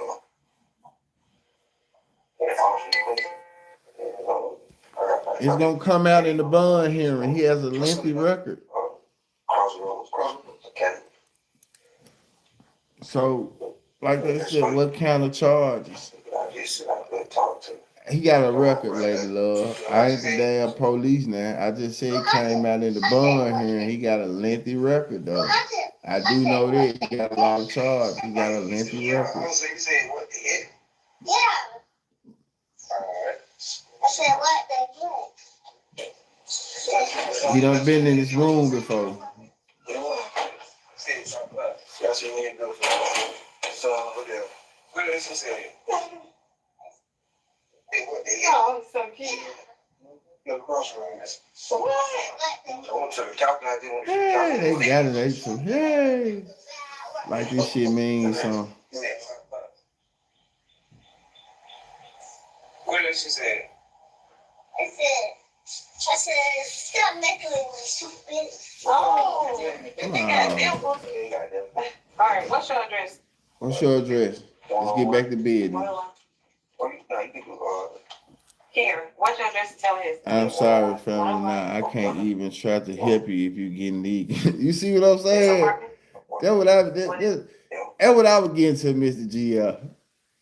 Man, your ass bullshit like that, bro. I can't really speak up on you, bro. You did that. Time, what it do? True that, chat family. Morning, blessing, productive Saturday. Man, yes, sir. Stay blessed, consistent. Man, most definitely appreciate it, homie. When you doing a crime like that, bro, I can't stand out. I can't stand up with you in public. If I'm gonna fuck with you, bro, I got to fuck with you with some real discrepancy because I don't agree with it, man. Like, that's a real, I can't fuck with you. You know what I'm saying? Like, I can't fuck with you. Really, I can't even fuck with you. I can't, you know what I'm saying? I can't. You did that, bro. You did that. I'm telling you, man, I had a partner. I told you I had a partner, man, who had her backstage or at the garage at the Moneybag Yo concert. Man, I gave him, nigga brought him up on charges. You know what I'm saying? Nigga brought him up on charges, and he had went missing for a little minute. Like, damn, where that man at? So it turns out he had some shit going on like this with him. So he got out. And I told this before he got out, and it was me, Star, and a couple other niggas. And I was like, man, I can't even really fuck with bro like this. Star like, nah, man, you gotta hear him out. You gotta hear him out. You gotta hear him out, bro. So, you know, we at the club and shit, we asked him, bro, what going on with this shit, bro? And, you know, he gave a nigga his side of the story, and it was some more shit, and turns out he signed for look up, he pled guilty for a 15 or a 20 or something like that. And you know, I stopped fucking with him. I don't even like to play a verse when it come on. His parts in the videos and shit. I skip passes, and, you know, because it's just what you went and did. And you was a nigga out here who get females, who a player, who do all this. So it's like that type of shit. It's like, bro, you bullshitted, bro. And then you actually went to court and you know, you was found guilty or pled guilty. Bro, you know, a nigga can't stand for it. So it just is what it is, and I don't feel no way about it. You know, not fucking with them. It is what it is, because you lied to my face. Shit, I asked you about it like a real partner supposed to, bro. You know, bro, what's up with this shit? And I didn't want to. But after he told me that shit, I wasn't fucking with him, you know, anyway. You know, hey. It just was what it was. I couldn't do nothing with that, bro. That's on you. 205. What's the I heard him out though. I can't do nothing with that, bro. That shit there. You know. 212. That too, I can't do nothing with it. You hear me? And we made a couple good songs and shit, man. I can't even play the shit. I gotta skip past the nigga shit, and I can't. Yeah, man, nigga just tarnished everything. I have to crop them out the videos and all type of shit because you just did a real infraction, bro. So I don't even want to. I can't promote that shit. I can't promote nothing that it got nothing to do with you really though, but I like my verse. Like I had some cold ass verses on some of this shit me and you did, but it's like, damn, bro, you done went up and woo, that's a tough one. You see what I'm saying? So it's like I can't even associate with this shit. Period. It is what it is. You played. I appreciate you. Appreciate y'all. I was finna say you can fuck with a nigga like from a, but you can't even really fuck with no nigga because it just I don't stand for it. You know, I can't be around no nigga who doing shit like that, especially knowingly. Nah, hell nah. This is his graduation. I'm straight. Listen. Okay. You ready from Crossroad? He graduated, from Crossroad. Okay. Listen. Don't be on my round, dude. You don't need baby and stuff.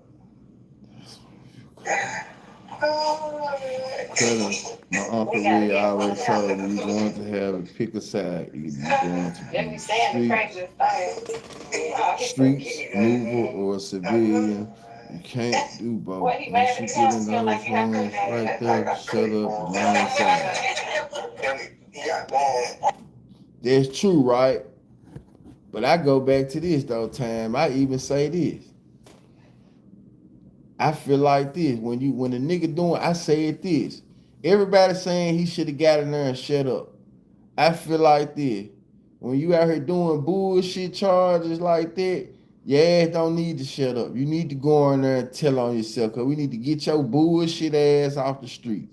So if you were dumb enough to take your grown ass on the college campus looking for women Ain't nothing good coming from a nigga being 26, being on the college campus. So if that's where you going to find women at, and you going in there, and you obviously you can't think, nigga. So the niggas that can't think, they don't need to be out here. That's just real shit. So he couldn't think when he did it, and he couldn't think when he went in there. So I feel like a nigga like that need to be where he at. Simple as that. I ain't spurring him. That ain't what he wanted. Nah, he ain't wanted. Don't shut up. Tell him what you did. Tell him what you did, nigga. Get your dumb ass out these streets.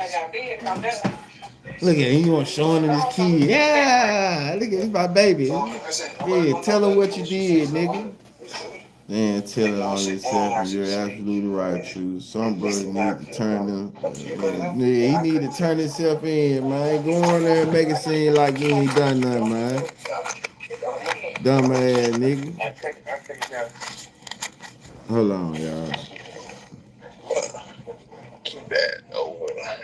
I got a little more, little more. Hold on. I just got a little more time for y'all. I'm gonna get on out of here after this, though. But this is the. Hold on. We gonna go to this one. So it runs. So I die. We gonna go to this one for the battery died.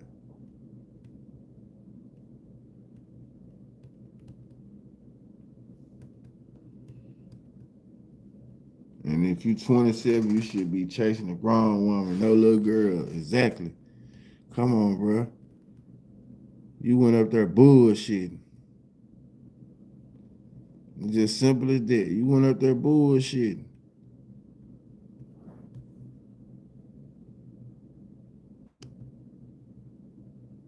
I think that the state Victor, failed to meet their 17. burden. I think presumption great.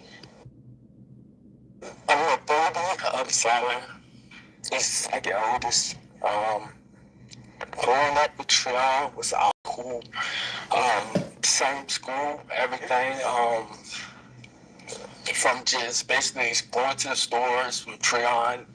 And we not badly having anything. You know, Trion might go out, but then probably might find some type of way. Hey, bro, I got some money. You want to go to the store? It's the bun here. Go to the store. This is brother. I'm the baby. Try to make sure anytime he goes to the store, anytime he grab anything he has that he can share, Trion is going to share it. I'm finna have to switch. Together. I don't want the laptop today. I gotta charge it up. Slept in the same room, bed, and anything I needed, I know I can call him. And even when he just was out, I was struggling. My kid. Damn it.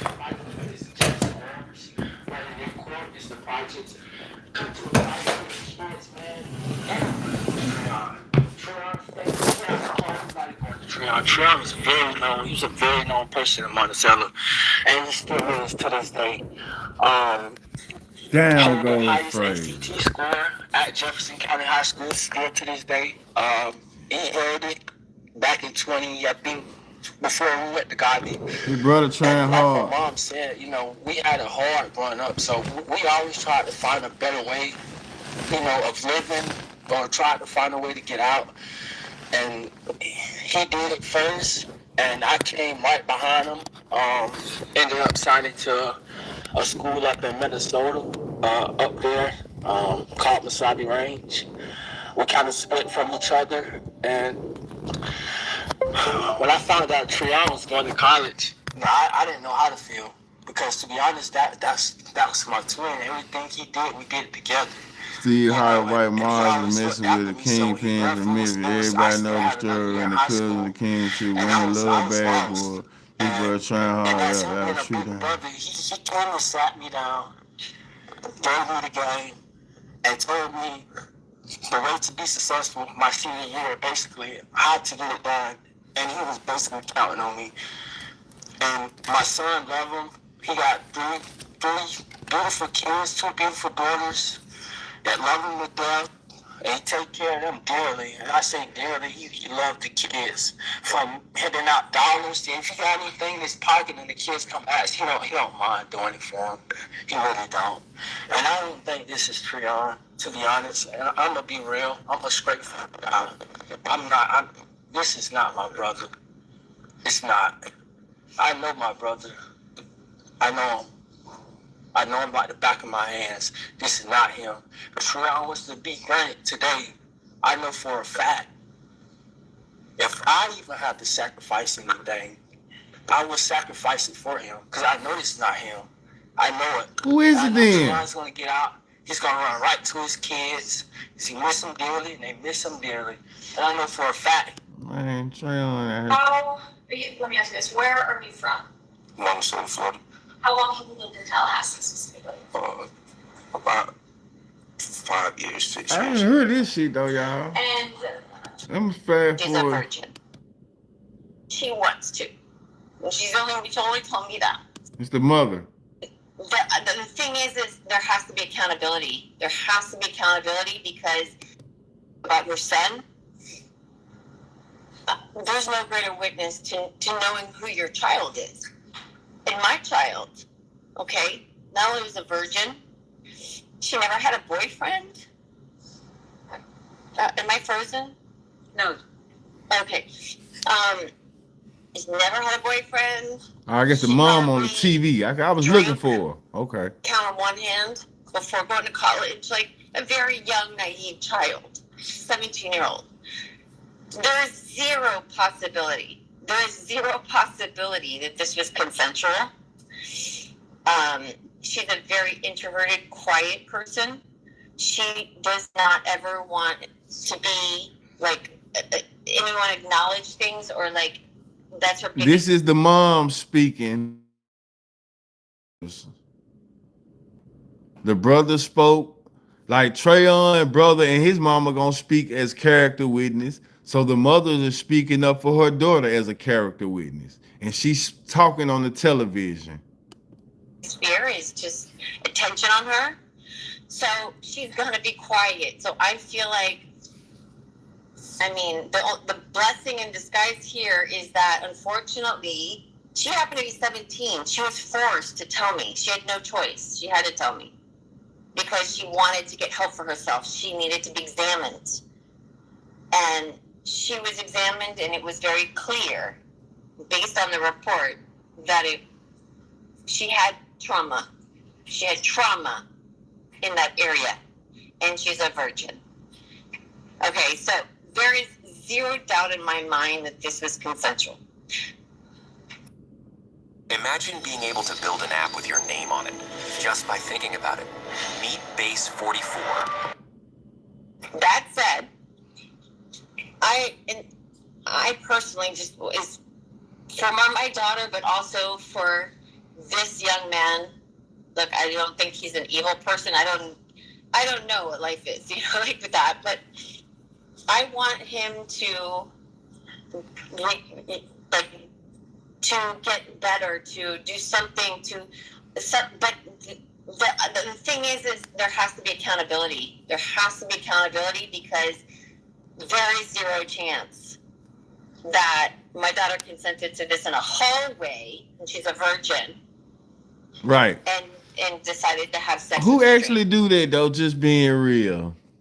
I ain't saying shit don't happen, but and I ain't saying good girls don't like bad guys, but for the most part, if you being raised up somewhat decent, I would think your first time not gonna be with a complete stranger and not in the hallway.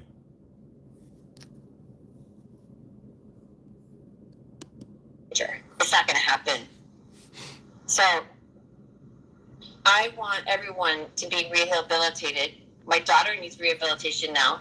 I don't think your first time would be in a hallway. He needs rehabilitation, but there's absolutely with a complete zero stranger. chance, zero, that there was a connection where they hooked up. It's not a possibility. So what I feel is most important is accountability is taken here. I want nothing. I always want someone to recover and do better for themselves and have better in the future. Accountability. I don't want anyone to suffer. I have no desire for anyone to like pay a price out of revenge. But truth has to be here. Then I always thought, look, and there is y'all see what the name of the courtroom is? Leon Courtroom. I'm sorry I'm repeating myself. I think I got the most common name zero chance that this was in the consensual. world. And she's terrified afterwards to say, and she told me she wasn't going to tell me, but she had to. Because, you know, she's a minor. So I got lucky. I got lucky that she's a minor. But I want him to be rehabilitated. I want the best for him in his future, but he does have to pay the price in my mind for the choice he made. What's your position on him receiving a bond? I don't want him to have a bond because my daughter did go back to the fall term and she's there and she's terrified. Because she might, if she gets a bond, then I might pull her out because she wants to. And she only told me that. So, the reason I don't want him to get a bond, not because I don't want him to suffer. But I don't feel safe and she doesn't feel safe. She don't want him to he suffer, wants her but she don't feel safe. So, thank you, Miss Austin. Thank you. Y'all think he should have Mr. a bond? Gomez, are you there? Rewind it. Okay, hold on. What's your position on him receiving a bond? I don't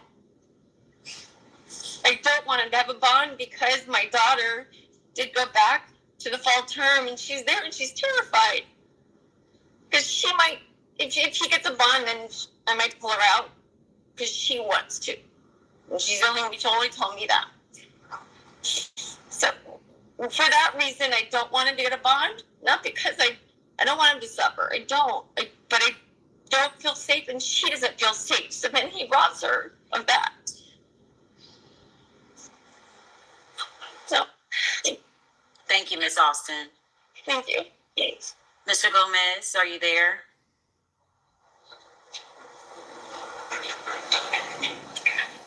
And you're on mute, sir. Would you like to be heard? Okay, good afternoon. Good afternoon, sir. Everybody.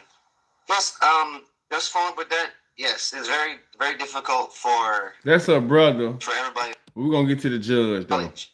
But what about the other girls there, the other women there, the other people in the community directly around him? It's not gonna stop him. You let him out. That's a license for him to continue doing what he's gonna do. They might be a little Hispanic. Vehemently are against him being released. He is a danger to the community. From his record, he does not deserve a bond and shows that he doesn't care about the law. He doesn't care about other people's personal privacy and enjoyment. And what he did is change our daughter's life forever. Change our lives forever. Oh, that's the father. So, whether you get a bond or not, absolutely not. Absolutely not. And we totally understand. He's got a family that loves him. He's got kids that love him. But he wasn't thinking about them when he raped our daughter. He wasn't thinking about them when he followed her home. He wasn't thinking about them when he snuck into the dorm. He wasn't thinking about them when he knew what he was going to do. So, yes, of course, people are going to run to him now. Oh, Treon, yes, he's a nice guy and everything, but he wasn't thinking about our daughter's right to herself, to enjoy herself, to her freedom. And then he committed this heinous crime against her. The worst you can have as a freshman, 17-year-old minor. So, just imagine her walking back to her dorm at night these days. We put a 360 surveillance on her so we know exactly where she is, where she's at.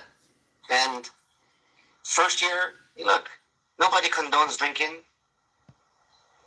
but it's not a license. It's not. She didn't stick a sign and said, "Look, I'm open. Have sex with me." No. This was unconsensual, a rape. This was an assault, sexual battery, and Treon Patrick Deshae needs to be accountable for this and be away from society. Normal people in society do not do this. He's shown he has a record, he has a rap sheet of battery, of harming other people. No. Should not be released into the community. Okay. Thank you, Mr. Gomez. Thank you. Sorry about that. Oh, no, you're fine. Closing. State you got 2 minutes, sir. Yes, Your Honor. Well, I think Mr. Gomez brings up an important point.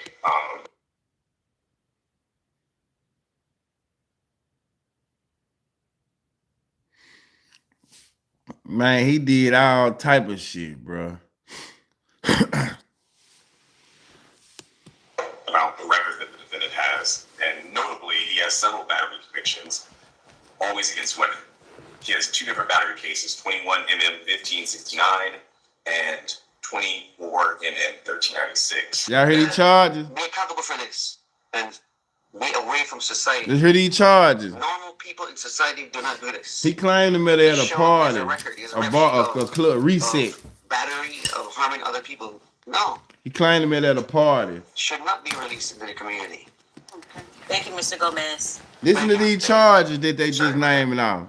Oh, no, you're fine. You're a predator.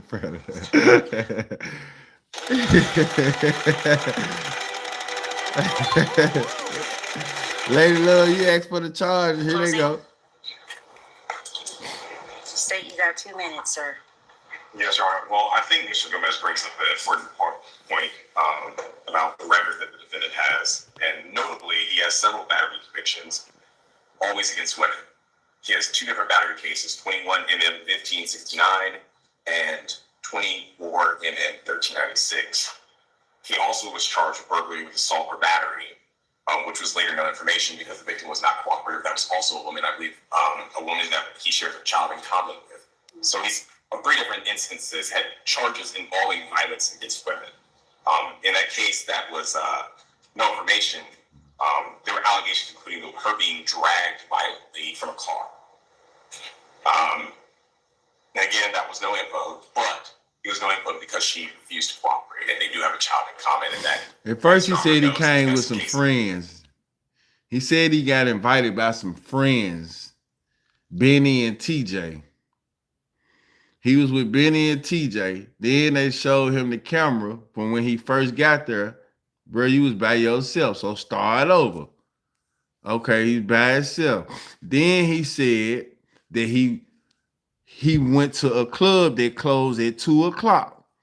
They say, so damn, you went to the club at 2 and it closed at 2? Well, nah, I got there a little bit before 2. He got there maybe 30 minutes before the club closed. He met some girls. He was in the club. He a loner. He don't bother nobody. He was sitting there chilling. They noticed him. They bought him 2 lemon drops. And after that, somehow, the same 2 girls, he never got a name. Benny and TJ really sound made up. Man, come on. The same girls told him, hey, follow me back to our dorm or some shit like that. So he went back to the dorm, followed them back to the dorm, and they asked him how did he know where the dorm. So he really didn't follow them back to the dorm. This really was some crazy shit. He just really making some shit up. He really didn't follow them back to the dorm. He was hunting, looking for their ass. So by him having on that FSU jacket, they come on in the room, in my mind, they come on in the dorm, they thinking he a student there, they let him in. Bam, let him in. He go upstairs, or maybe he did know one. Lemon drops for him when dudes start drinking them. Man, shit, these type of niggas. So, let's say maybe he was talking to her. Let's say she did have a conversation with him. I don't know. Let's say she did have a interaction with him. But from the looks of things, it looked like he was chasing her. He was chasing behind them, though. He was chasing to catch that door. He could tell they was drunk. You know what I'm saying? Like, he was just one of them niggas. You 26 on a college dorm. At the end of the day, it's an infraction. You walking around talking about you looking for people, you trying to get out. Boy, stop playing. You got a baby at the house. So you walking around doing all this lost man shit, nigga, you playing anyway. That's like I said, the first and the biggest problem is you 26 years old on a college campus at nighttime looking for college girls. You're bullshitting. Can cause issues with prosecution. He also has a conviction for leaving the scene of a crash involving a person injured that he was convicted of. He had on and then violated that probation. Jacket on, didn't go there. He was hungry. Notably, in the interview, it states too at 15:01:05, and that's the time in the video. He admits to knowing she was intoxicated, that SG was drunk. And the video surveillance as investigator White man said he was with some boys at first. Lying. He's on the phone apparently with someone when he sneaks into the dorm. There's no interaction with him and the girls. And his story only comes out after lying numerous times. Sneaks into the dorm. And gone out there. He has to be confronted with a still shot of the surveillance footage showing him sneaking into the dorm before he even admits about anything having sex. And I think the behavior of leaving the dorm is consistent with what SG reported. This was not consensual. But even if it were, it's still a crime. She's a minor. He's 26, 27. She cannot consent. So we've met our burden of proof, evidence, presumption of Brady. It's clear he snuck into the dorm without consent. There is no evidence besides his own word that there was any consent whatsoever. Like you snuck in to me. And in the warrant in stage 1, it's very clear from what occurred that on the phone, flying like you on the phone, but reaching for the door. So if you with her, why you ain't talking to her? They get into the stairwell. I think based on all the evidence and testimony heard, Judge, the clearest indicator as to his intent that night is what he did. And it was not consensual, but even if it were, it's still a crime. So we'd ask that you pull him out. Which one is SG in the video? Is it the one who left the door open or one of the others? Blonde. She's the only blonde woman in the video. Okay. She's on the right of the frame.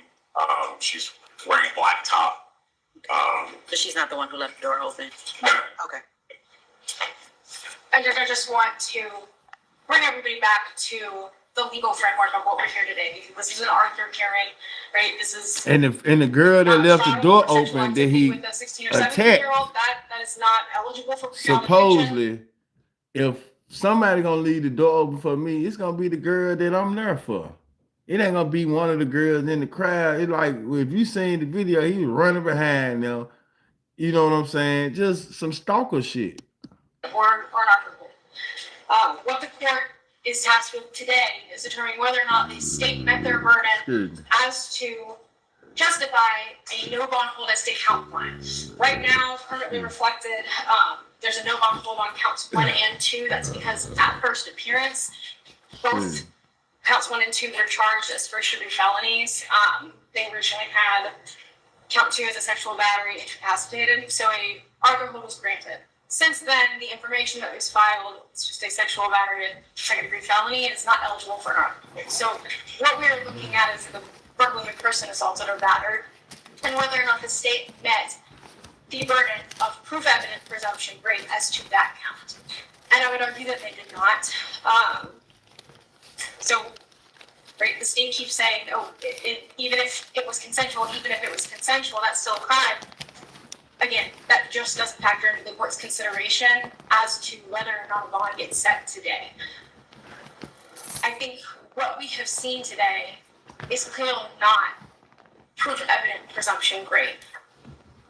Investigator West testified that he did not interview the other girls that are in the video. What we saw are clips of a walk back. We do not see the entire interaction. We didn't see any footage or have any testimony from anybody about what did or did not happen in recess, what was or was not said between Mr. Patrick and SG. And so I think what the evidence we have shows is that Mr. Patrick knew the dorm number that SG was staying in. That's consistent with what he told investigators, that she had given it to him, that there was an invitation involved. We know that SG walked voluntarily with him into the stairwell, went into the stairwell with him. That is consistent with the beginning of a consensual encounter. And what Mr. Patrick said to investigators was that at a certain point, he learned that she was a virgin, things stopped, and that SG started yelling at things at him, was clearly upset. He got scared at that point and ran away. That is also consistent with the videos that we saw. And so I know that this is a difficult case for all of the family members involved. There are a lot of emotions. Everybody about the case here. I think your lawyers made a good case. I'm over here like, okay.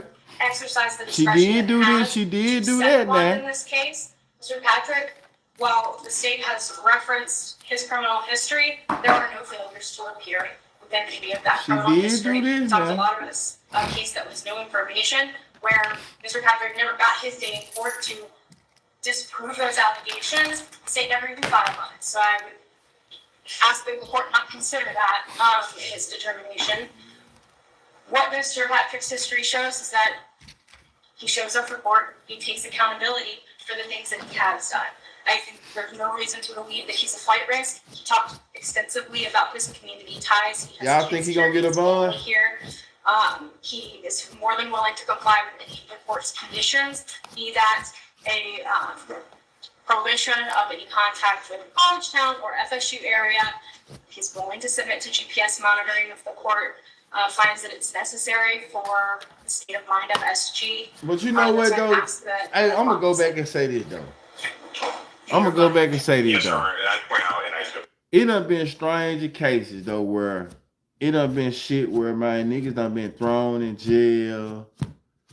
You know what I'm saying? Really done been innocent and was proved guilty. And it done been these type of cases, though. You know, it done been murder cases and shit, but a lot of these cases right here is be those cases that had brothers for years and years. It turned out it done been where the lady be like, well, I was mad and, you know, shit like that. But I'm just going back off of his dealing with the police. I'm sweeping my couch out, guys. His interaction with eyewitness. Not no other shit. Not like nobody planting no evidence on him or nothing like that. Just going back how he got jammed up, his interrogation, the fact that, like I'm saying, you know, because I understand the nigga being a nigga too, though, man. But I ain't, you know, I just met you. I ain't trying to do all that kissing and all that old shit. This ain't what this about. Okay, so getting straight to the point. I can understand that happening. You know what I'm saying? I done had those type of scenarios too. Okay.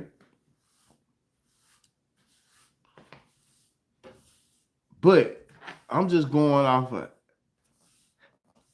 to me, it wasn't adding up. You know, some of it wasn't adding up to me, though. Like I said, the biggest infraction to me is you 26 years old. Now, you could just be a freaky man. You know, that's where they at. Okay, it's drunk college people here.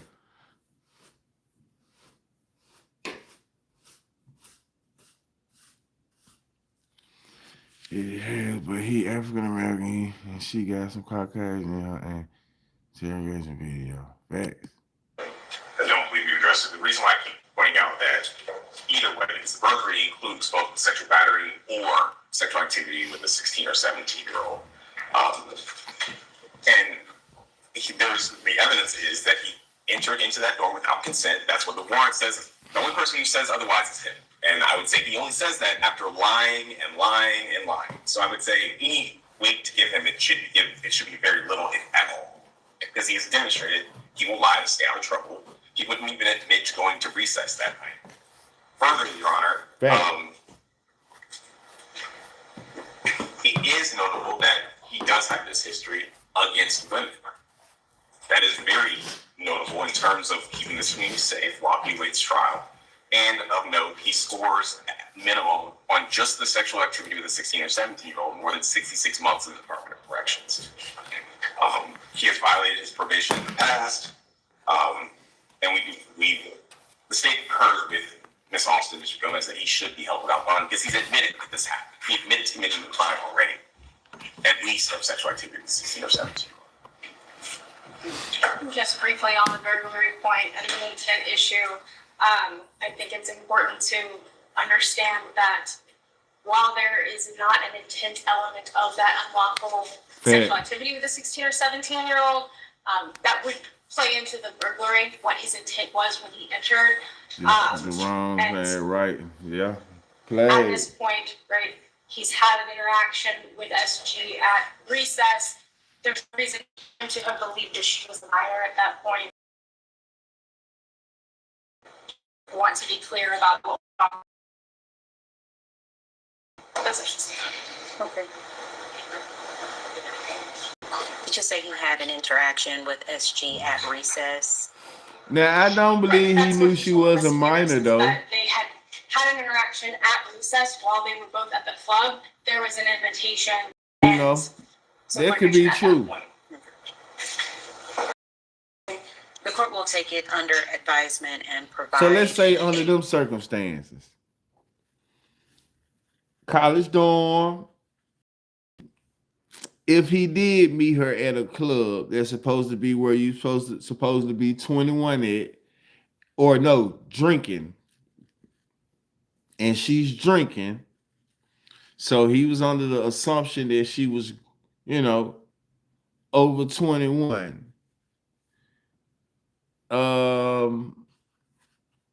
How does that work?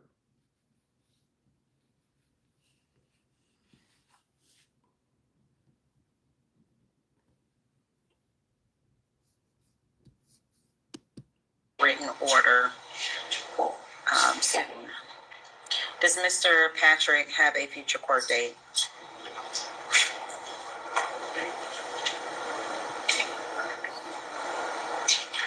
We're set for case management on 11/5.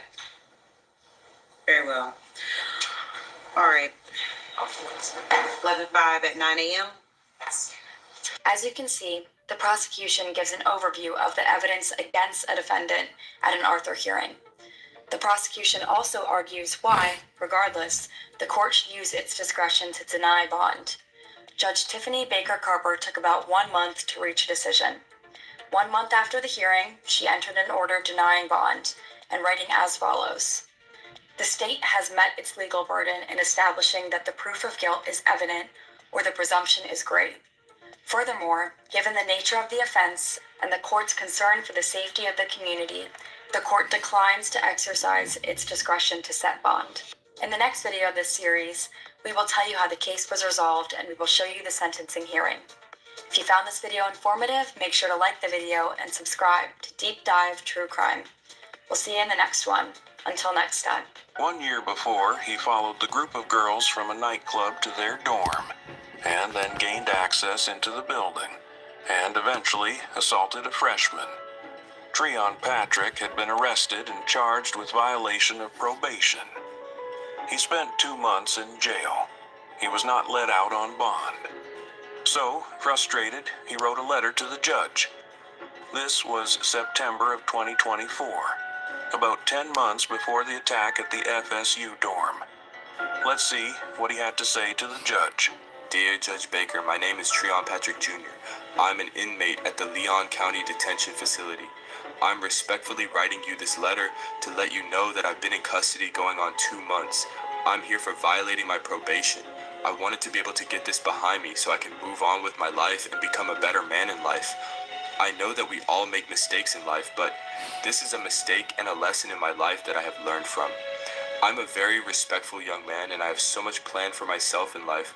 I was currently enrolled at Lively Technical College for welding, and I only have 6 months remaining, and I would like another chance to be able to finish and just live a successful life. I was currently on probation since October 24th, 2022, and I'm ready to get this behind me. I also had adjudication withheld on my probation with early termination. I would have been able Don't to sound terminate like my he probation last don't year, look like he but with due them. to me having 5 different probation officers, they just kept passing me on to the next officer. My probation is currently over with today. I am here on a violation with a simple battery, and the state attorney has not charged me with any formal charges, and today makes 51 days as of this date. That is according to Florida Statute Section 3.134. According to this rule, if this rule has been violated, then all pending charges against the defendant must be dismissed. Judge Baker, I'm asking and praying that you can help me get past this chapter in my life so I can be able to finish what I've started, because I'm very determined to be a successful young man and to stay off the streets in order to help my family and to help get us to another place in life. You A lot of 30. young men I my age get need it. a mentor or someone to call on for guidance and how much I have achieved. I really ask God to help me make better decisions for me and my family. I see young men that I know come in and out of this facility, and that's something that I don't want to do with my life. I see and feel a change coming in my life. I just ask for one more chance to prove it to myself, you, and my family. As long as I keep God in my life and in everything I do, I will not fail. God has opened my eyes with just one look at how great He is in my life, and things have changed. I want to be able to just have an impact on others in life and be a leader in life and not a failure. Since I've been in custody, I lost the one who loves me the most. I lost my grandmother. Things have been hard, but I continue to keep my head up and stay prayed up because I know God makes no mistakes. I trust and believe that He will allow me to be able to move forward with my life and be a successful young man. I am determined to be and know I will be a better man. I really would like to thank you for taking the time out to understand the Not nature one of this matter time did he say and how he didn't determined I do am it to though. succeed in life. That really means a lot to me. Respectfully submitted, Treon Patrick Jr. Treon's battery case and the violation of probation case were resolved a couple of weeks after he wrote the letter. He was sentenced to 180 days in jail, with credit for 65 days served, meaning that he would be free late in 2024 or early in 2025. As we know, whatever Treon wrote in the letter was false. He did not use his opportunity to make himself a better man, a successful man, to do better for himself, for the judge who gave him a break, or for his family. No, he instead followed the young woman and attacked her. If you read this letter or listened to our reading, and then you watch what he says in the next video, you will be pissed off. We guarantee it. See you in the next episode. The Mentor Lawyer Team.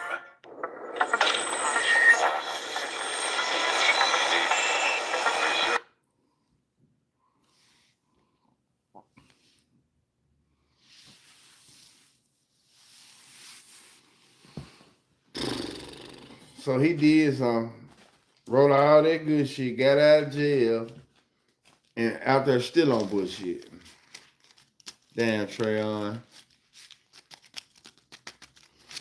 Man, I'm coming back on strong though later on tonight. I'm finna get out here. Yeah, it's all fucked up. Gotta go, got breakfast with my daughter. Put this Osmo to use. Actually, I'm still working on this video, man. I'm finna work on this video, like I said, man. You know, I done made it to Memphis, and BG done left me at the bus stop. So, coming soon, I might name that joint The Walk Home.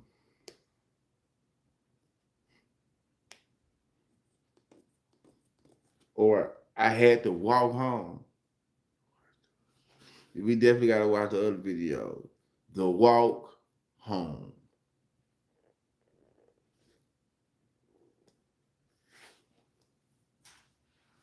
Yeah. The Walk Home.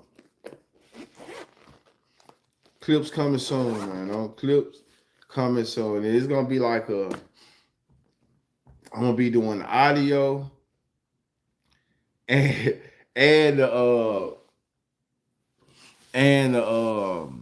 you know, live shit too though. But I'm gonna be doing like some audios over the just like when y'all catch me at the bus stop, you know, I'm gonna be kicking shit. I'm gonna be calling BG. Of course he ain't pick up. Of course he, you know what I'm saying. he off in Hollywood. I ain't got no response. What was the name? The channel that video was Deep Dive True Crime. So yeah, that was gonna go on though, man. You know, supposed to move here to Memphis with my cousin. Come get me from the bus station, you know what I'm saying? Ooh. And then, like I said, I ain't got no answer. So that's what it's gonna do. From the bus station, I'm gonna decide which direction in Memphis I wanna go. North, south, east, or west. And we're gonna see what part of Memphis I wind up in, man. You know what I'm saying? Try to, I don't know where my cousin is. I don't know where the nigga is. I know he got me here. He told me he had something for me. And shit, he done dipped out on me. So now, like I said, I'm in Memphis. Yep, that's it. But I'm finna get up. Get the moving. Shit shaved, babe.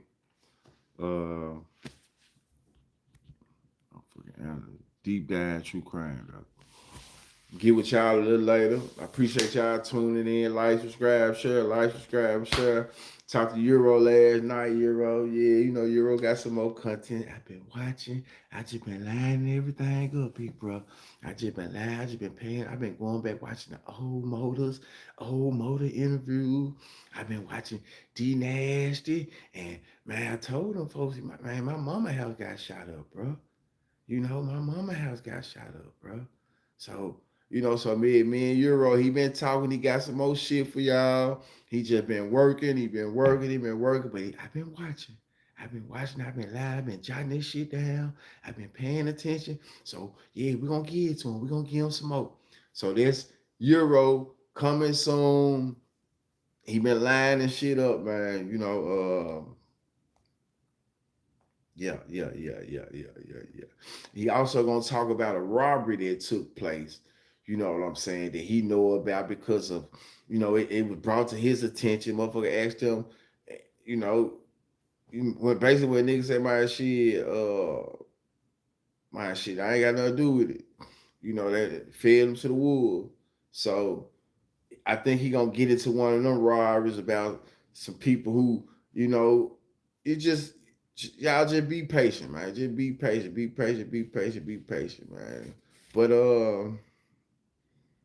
yeah, I'm out of here though. Like I said, once again, appreciate y'all tuning in, like, subscribe, and sharing all of that good shit. I get with y'all a little later.